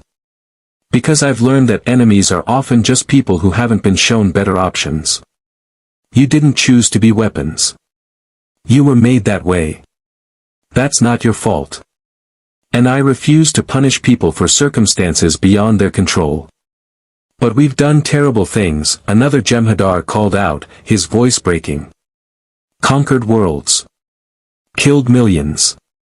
Committed atrocities because we were ordered to. If we're not slaves following programming, then we're murderers acting with free will. How is that better? It's not, Rimuru acknowledged, his honesty cutting through any attempt at false comfort. What you've done can't be undone. The people you've killed can't be resurrected. The worlds you've conquered can't be unconquered. Those are burdens you'll carry if you choose consciousness over comfortable servitude. He paused. But you can choose what comes next. You can choose to become something different. To build instead of destroy. To protect instead of conquer. That won't erase the past, but it gives the future meaning. Silence fell across the vast chamber. 15,000 Jem'Hadar warriors stood at a crossroads, continue the only existence they'd known, or step into terrifying uncertainty. Finally, Kudrak Vel spoke. If we choose freedom, what happens to us? The Dominion will hunt us as traitors. The Federation will fear us as former enemies. We have no place in this galaxy. Then we make one, Rimuru said simply. I've done it before. Built a nation from species that had nowhere else to go. Monsters, outcasts, those deemed too dangerous to exist peacefully. It's not easy. It's messy, complicated, and sometimes fails spectacularly. But it's possible. Worf stepped forward, his Klingon heritage compelling him to speak. I have fought your kind for months. Watched you kill my comrades with fanatical devotion. I have every reason to hate you. He paused. But I have also learned that honor is not determined by birth or creation, but by choices made when alternatives exist. If you choose to become warriors who protect rather than conquer, I will stand beside you. That is my oath, as a Klingon and as a Starfleet officer. Dax added her voice, her trill symbiont carrying 7 lifetimes of perspective. The Federation's founding principle is that all sapient beings deserve dignity and opportunity. You're sapient. You're beings. You deserve both. It won't be easy, there's a lot of fear and anger to overcome, but we've integrated former enemies before. We can do it again. Slowly, incrementally, the Jem'Hadar soldiers made their choice. Not all. Not even most, initially. But enough. Hands were extended. Questions asked. Hope kindled in beings designed to know only obedience and death. In his sanctum, still constrained by Diablo's power, Overseer Zetral felt the moment when everything changed, when 18 million soldiers across Dominion space suddenly became a variable instead of a constant. When an empire built on genetic slavery discovered that its foundation was more fragile than anyone imagined. "It's over," Zetral whispered, their liquid form rippling with something that might have been despair. "Not just this facility. Everything. When the other founders learn what you've done here, when they realize their control is an illusion maintained only through ignorance, the Dominion will collapse." Diablo's smile was gentle, understanding, and absolute. "Yes. Empires built on lies tend to do that when confronted with truth. Consider it a lesson about hubris from someone considerably older than your species." He tilted his head. "Though I must ask, how does it feel? Knowing your divinity was always self-proclaimed. Knowing your supremacy was built on the suffering of those who could have been equals." Zetral had no answer. For the first time in millennia, a founder was forced to confront not what they were, but what they'd chosen to become. 4 hours later, Site Gamma 7 had transformed from a cloning facility into something unprecedented in Dominion history, a place where Jem'Hadar stood as free beings, their biochemical addiction permanently neutralized, their certainty replaced with possibility. Rimuru stood in the central courtyard as dawn broke over the facility's surface, the alien sun casting strange shadows across faces that had never before contemplated their own futures. 12,000 Jem'Hadar surrounded him, some standing with military precision from decades of conditioning, others sitting in confused clusters, still processing their transformation. The Vorta administrators had been confined to quarters, unharmed but isolated, their genetically engineered loyalty making them unpredictable during this transition. First Kudrak Vel had emerged as an unofficial representative, his combat experience and natural leadership making him the voice of soldiers learning to speak for themselves. He approached Rimuru with the careful dignity of someone discovering agency for the first time. "Lord Rimuru," Kudrak Vel began, the title chosen deliberately, not master, not god, but lord in the sense of respected leader. "We've been discussing among ourselves. The reality you've shown us cannot be unknown. The freedom you've given us cannot be returned. But we face a problem of mathematics and philosophy." "Explain," Rimuru prompted gently. "We are 12,000 at this facility. But across Dominion space, there are 18 million Jem'Hadar still enslaved. Still believing the Founders' lies. Still dying in battles for masters who view us as expendable." Kudrak Vel's voice carried new weight, the weight of one who chooses rather than obeys. "If we accept freedom only for ourselves while our brothers remain in chains, are we truly free? Or have we simply exchanged one form of slavery for the guilt of abandoning millions?" Rimuru's golden eyes showed approval. "You're thinking beyond immediate survival. That's good. That's what conscious beings do, they consider obligations that transcend self-interest." He paused. "What are you proposing?" "We want to free them," Second Akatmore stepped forward, his voice gaining confidence. "All of them. Every facility, every garrison, every warship. We want to show them what you've shown us. Give them the choice we've been given." "That's war," Benimaru observed, his tactical mind immediately recognizing the implications. "Not against the Federation or Klingon, but against the Dominion itself. The Founders won't permit mass defection. They'll fight to maintain control, even if it means killing their own soldiers to prevent the truth from spreading." "Then we fight," Kudrak Vel said simply. "But this time, we fight for something worth fighting for, each other's freedom. Not conquest. Not empire. Liberation." Worf's expression showed profound respect. "You're willing to wage war against your creators. To risk everything for people you've never met. That is the definition of honor. It's also tactically sound," Shuna added, her analytical mind mapping possibilities. 18 million Jem'Hadar represent the Dominion's primary military force. If even a fraction choose freedom, the strategic balance shifts dramatically. The Founders would lose their ability to project power, their conquered territories would become vulnerable. And the Alpha Quadrant could finally achieve lasting peace. Dax had been recording everything, her tricorder capturing historical data that would reshape Federation understanding of warfare, diplomacy, and liberation. This is incredible. You're not just winning a battle, you're starting a revolution. A slave uprising on a galactic scale. With significant complications, Odo's voice cut through the optimism. The changeling security chief had transported to the facility once Rimuru had dropped the isolation barrier, bringing Captain Sisko and General Martok with him. They stood at the courtyard's edge, evaluating the situation with professional gravity. Sisko stepped forward, his command presence immediately commanding attention. First Kudrak Vel, I'm Captain Benjamin Sisko of the United Federation of Planets. I respect what you're attempting. But you need to understand the full scope of what you're proposing. The Dominion won't simply let you leave. They'll hunt you. They'll declare you rogues, traitors, abominations. They'll use propaganda to convince other Jem'Hadar that you're diseased, corrupted, enemies of order itself. Let them try, Kudrak Vel replied with newfound defiance. We've seen the truth. We'll share it with every soldier we encounter. And when they see us, healthy, functional, free from the white, they'll question. And questioning is the beginning of liberation.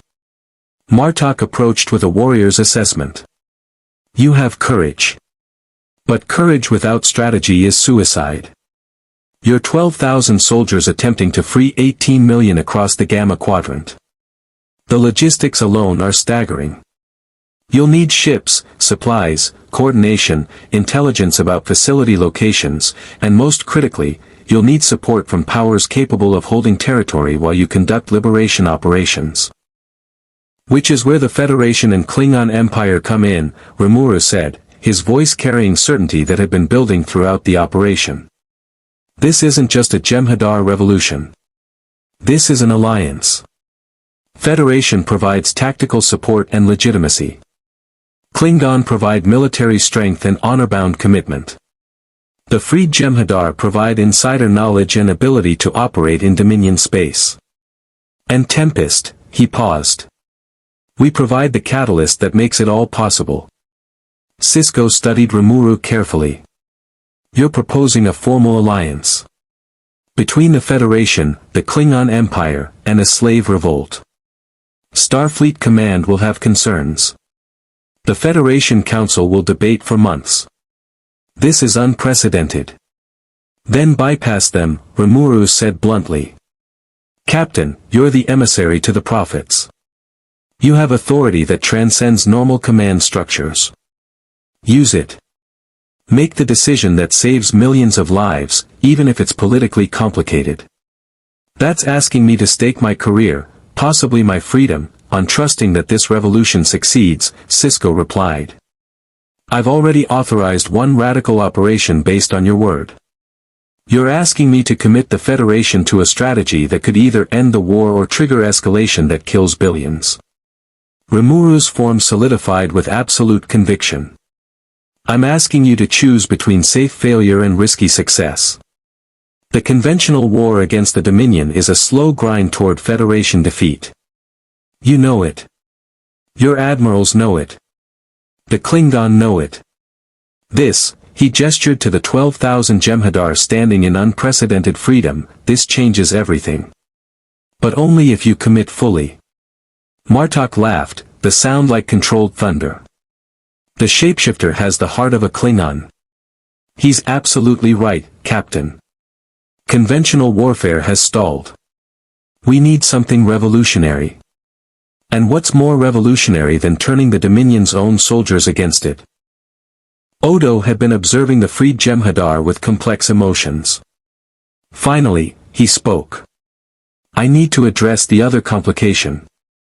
The founders themselves. They won't accept this. They'll see it as an existential threat, which it is, and they'll respond with everything they have. Then we face them, Diablo said pleasantly, appearing from shadows with Overseer Zetral in tow.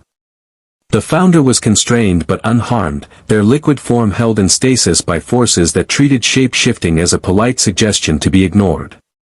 In fact, I believe Overseer Zetral has something to contribute to this discussion. Don't you, Divine One? Zetral's form rippled with suppressed rage and forced honesty. The Founders will never surrender. Never negotiate.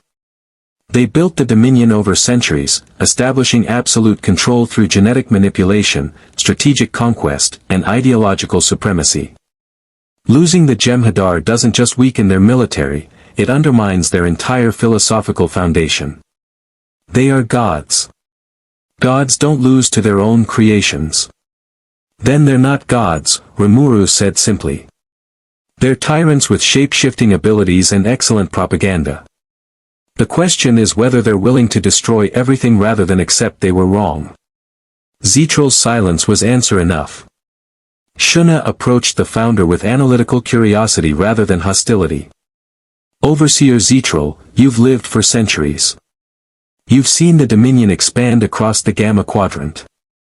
You've participated in conquest, administered systems, commanded soldiers. In all that time, did you ever question whether supremacy was the same as righteousness? The question hung in the air, cutting through Founder ideology with gentle precision. Zetral's form flickered, uncertainty made visible. Once, Zetral whispered, the admission seeming to cause physical pain. Centuries ago, before the Dominion solidified. When we were still hunted by solids, still fighting for survival. Another Founder, one whose name we don't speak anymore, suggested we could seek coexistence rather than dominance. Proposed we could share the galaxy rather than rule it. The liquid form dimmed. The Great Link rejected the idea. Expelled the dissenter. Declared that survival required absolute control, that peace was an illusion solids used to justify their violence against us. We became what we are because we believed we had no choice. But you did, Odo stated, his voice carrying the weight of someone who'd made different choices with the same nature. I'm proof of that. I'm a Founder who chose to live among solids, to enforce justice rather than demand worship, to earn respect rather than compel obedience. If I can do it, the Great Link can too. Or they can be forced to. Veldora's voice boomed as the true dragon descended from a transport ship that had just entered orbit. He'd grown tired of waiting on Deep Space Nine and convinced the transport crew to bring him to where the interesting things were happening. His massive presence made the courtyard feel suddenly cramped. Brother. I heard you freed an entire facility of slave soldiers and made a Founder question their existence. This is the kind of story that makes galaxies remember your name. Veldora, we discussed you staying on the station, Rimuru said with practiced patience. And I grew bored. Besides, if we're starting a revolution, I want to participate. Fighting tyrannical gods is exactly the kind of glorious battle I've been waiting for. Veldora's enthusiasm was infectious, and several Jem'Hadar actually smiled, a facial expression they'd never been designed to make. Geld emerged from the transport as well, his massive orc frame carrying engineering equipment. Lord Rimuru, I've analyzed this facility's infrastructure. With modifications, we could convert it from a cloning center to a shipyard. These former soldiers will need vessels if they're conducting liberation operations. I can have production operational within 3 weeks. You're assuming we're committing to this plan, Sisko said, though his tone suggested he was already calculating how to make it work. Because you will commit, Rimuru replied with gentle certainty. Captain, you became the emissary because the prophets saw something in you, the ability to make impossible choices for greater good. This is one of those moments. You can follow regulations, wait for authorization, proceed cautiously, and watch the war drag on for years. Or you can recognize that sometimes revolution is the only moral response to systemic evil. Martok clapped Sisko on the shoulder. He's right, Benjamin. And you know it. The Klingon Empire is already committed. I'm declaring these Jem'Hadar warriors of honor, granting them asylum and military support. The question is whether the Federation has the courage to match us. Sisko stood silent for a long moment, the weight of command pressing down like a physical force. He thought of the casualty reports. The occupied worlds. The grinding attrition. He thought of his son Jake, growing up in a galaxy at war.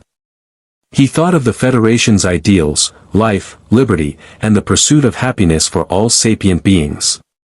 Not just Federation citizens. All beings. Dax, Sisko said finally, open a channel to Admiral Ross. Priority 1. Tell him I'm invoking emissary authority under the Bajoran Accords and requesting emergency council session. He turned to Kudrak Vel. First, I'm authorizing Federation support for Operation Liberation. We'll provide tactical intelligence, logistical support, and diplomatic cover. But understand, this is your revolution. The Federation will support it, not control it. Agreed? Kudrak Vel's hand extended in a gesture he'd seen Federation officers use countless times but never understood until now, an offer of partnership between equals.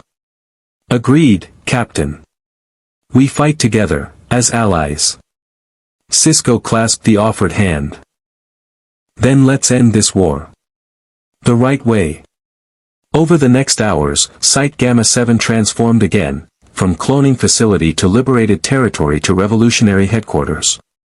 Ciel worked with Federation and Klingon engineers to establish communication networks that couldn't be intercepted by Dominion intelligence.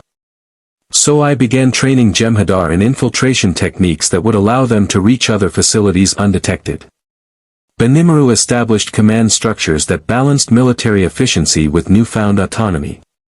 Shuna worked with Dax to develop rapid indoctrination breaking protocols that could be deployed at other sites. Gobta, surprisingly, became something of a celebrity among the freed Jem'Hadar. His chaotic energy and evident incompetence that somehow worked out resonated with soldiers who'd been trained for perfection and were now learning that imperfection could be strength. He taught them games, actual games, concepts of play and leisure they'd never experienced, and watched as warriors bred for death learned to laugh. Diablo remained with Overseer Zetral, engaging the Founder in philosophical discussions that were equal parts therapy and interrogation. Slowly, incrementally, the changeling's absolute certainty began to crack. And Rimuru stood on the facility's highest point, watching the alien sun set over a world that had manufactured slaves and would now forge free citizens. Ciel whispered updates, Federation Council in emergency session, Klingon High Council dispatching support fleets, Dominion intelligence detecting unusual communication patterns but unable to penetrate the multidimensional security Rimuru had established. Assessment, Operation Liberation has 71% probability of success. Variables include Founder response, Federation political will, Jem'Hadar psychological resilience, and Dominion ability to counter revolution through propaganda or force. Recommendation, move quickly. Each day we delay allows the Founders to prepare countermeasures. Then we move tomorrow, Rimuru decided. So identify the next 3 facilities. Benimaru, prepare strike teams. Geld, prioritize ship production. We're going to free 18 million soldiers, and we're going to do it before the Dominion realizes what's happening. Behind him, Worf approached. Rimuru, I've been authorized by Captain Sisko to remain with your forces as Starfleet liaison. I wanted to say, what you've accomplished here is extraordinary. You didn't just win a battle. You gave meaning to lives that had none. That is true victory. It's a beginning, Rimuru corrected gently. The Founders are still out there. The Dominion still controls the Gamma Quadrant. And we're about to trigger a conflict that could either liberate millions or kill them. The real test comes next. Then we face it together, Worf said, his Klingon warrior spirit and Starfleet idealism finally finding harmony. Kapla, Rimuru Tempest. Victory through honor. Victory through justice, Rimuru replied. Which sometimes looks the same, but comes from different places. As night fell over Site Gamma-7, 12,000 freed Jem'Hadar stood watch not from compulsion but from choice, the first truly free soldiers in Dominion history. Tomorrow, they would begin the work of freeing their brothers. The Founders would resist. The Dominion would fight. Blood would be spilled and hard choices made. But for tonight, in this moment, freedom had taken root. And roots, once established, were remarkably difficult to destroy. In the Great Link, light years away in the Gamma Quadrant, the founders felt Overseer Zetral's consciousness dim and then vanish entirely, not death, but isolation so complete it might as well be death. They felt the loss of connection to Site Gamma 7's soldiers, the sudden absence of 12,000 minds that had always been reliably predictable. And for the first time in centuries, the founders experienced something they'd engineered out of existence in their empire, doubt. The female changeling who led the Dominion's war effort materialized from the link, her liquid form rippling with rage and calculation. This Rimuru Tempest has made a terrible mistake. He believes he can free our soldiers. He doesn't understand, we created them. We own them. And what we own, we can destroy. But even as she spoke, she felt the uncertainty spreading through the Great Link like poison. What if the soldiers could be freed? What if their supremacy was built on a lie? What if they were not gods but merely the first to claim divinity? The war had changed. The question was whether the founders could change with it, or whether their absolute certainty would become the foundation of their absolute defeat. 3 months later, the Dominion War ended not with a climactic battle but with a cascading revolution that rewrote galactic politics forever. Facility by facility, garrison by garrison, 18 million Jem'Hadar soldiers chose freedom over servitude. The founders, faced with the collapse of their entire military structure, negotiated a peace that acknowledged what they'd refused to admit for centuries: supremacy built on slavery was never divinity, only tyranny with better propaganda. Rimuru and his inner circle became permanent residents of this universe, the dimensional breach sealed as Q had promised. They established a presence on Deep Space Nine, acting as mediators between factions that had spent years trying to destroy each other. The freed Jem'Hadar formed their own independent nation, neither federation nor empire, but something new.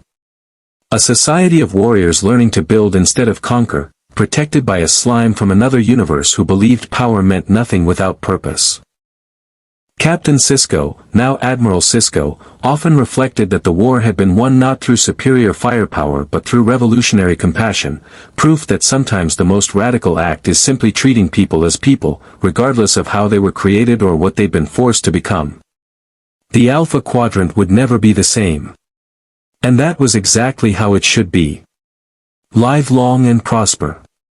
More stories await.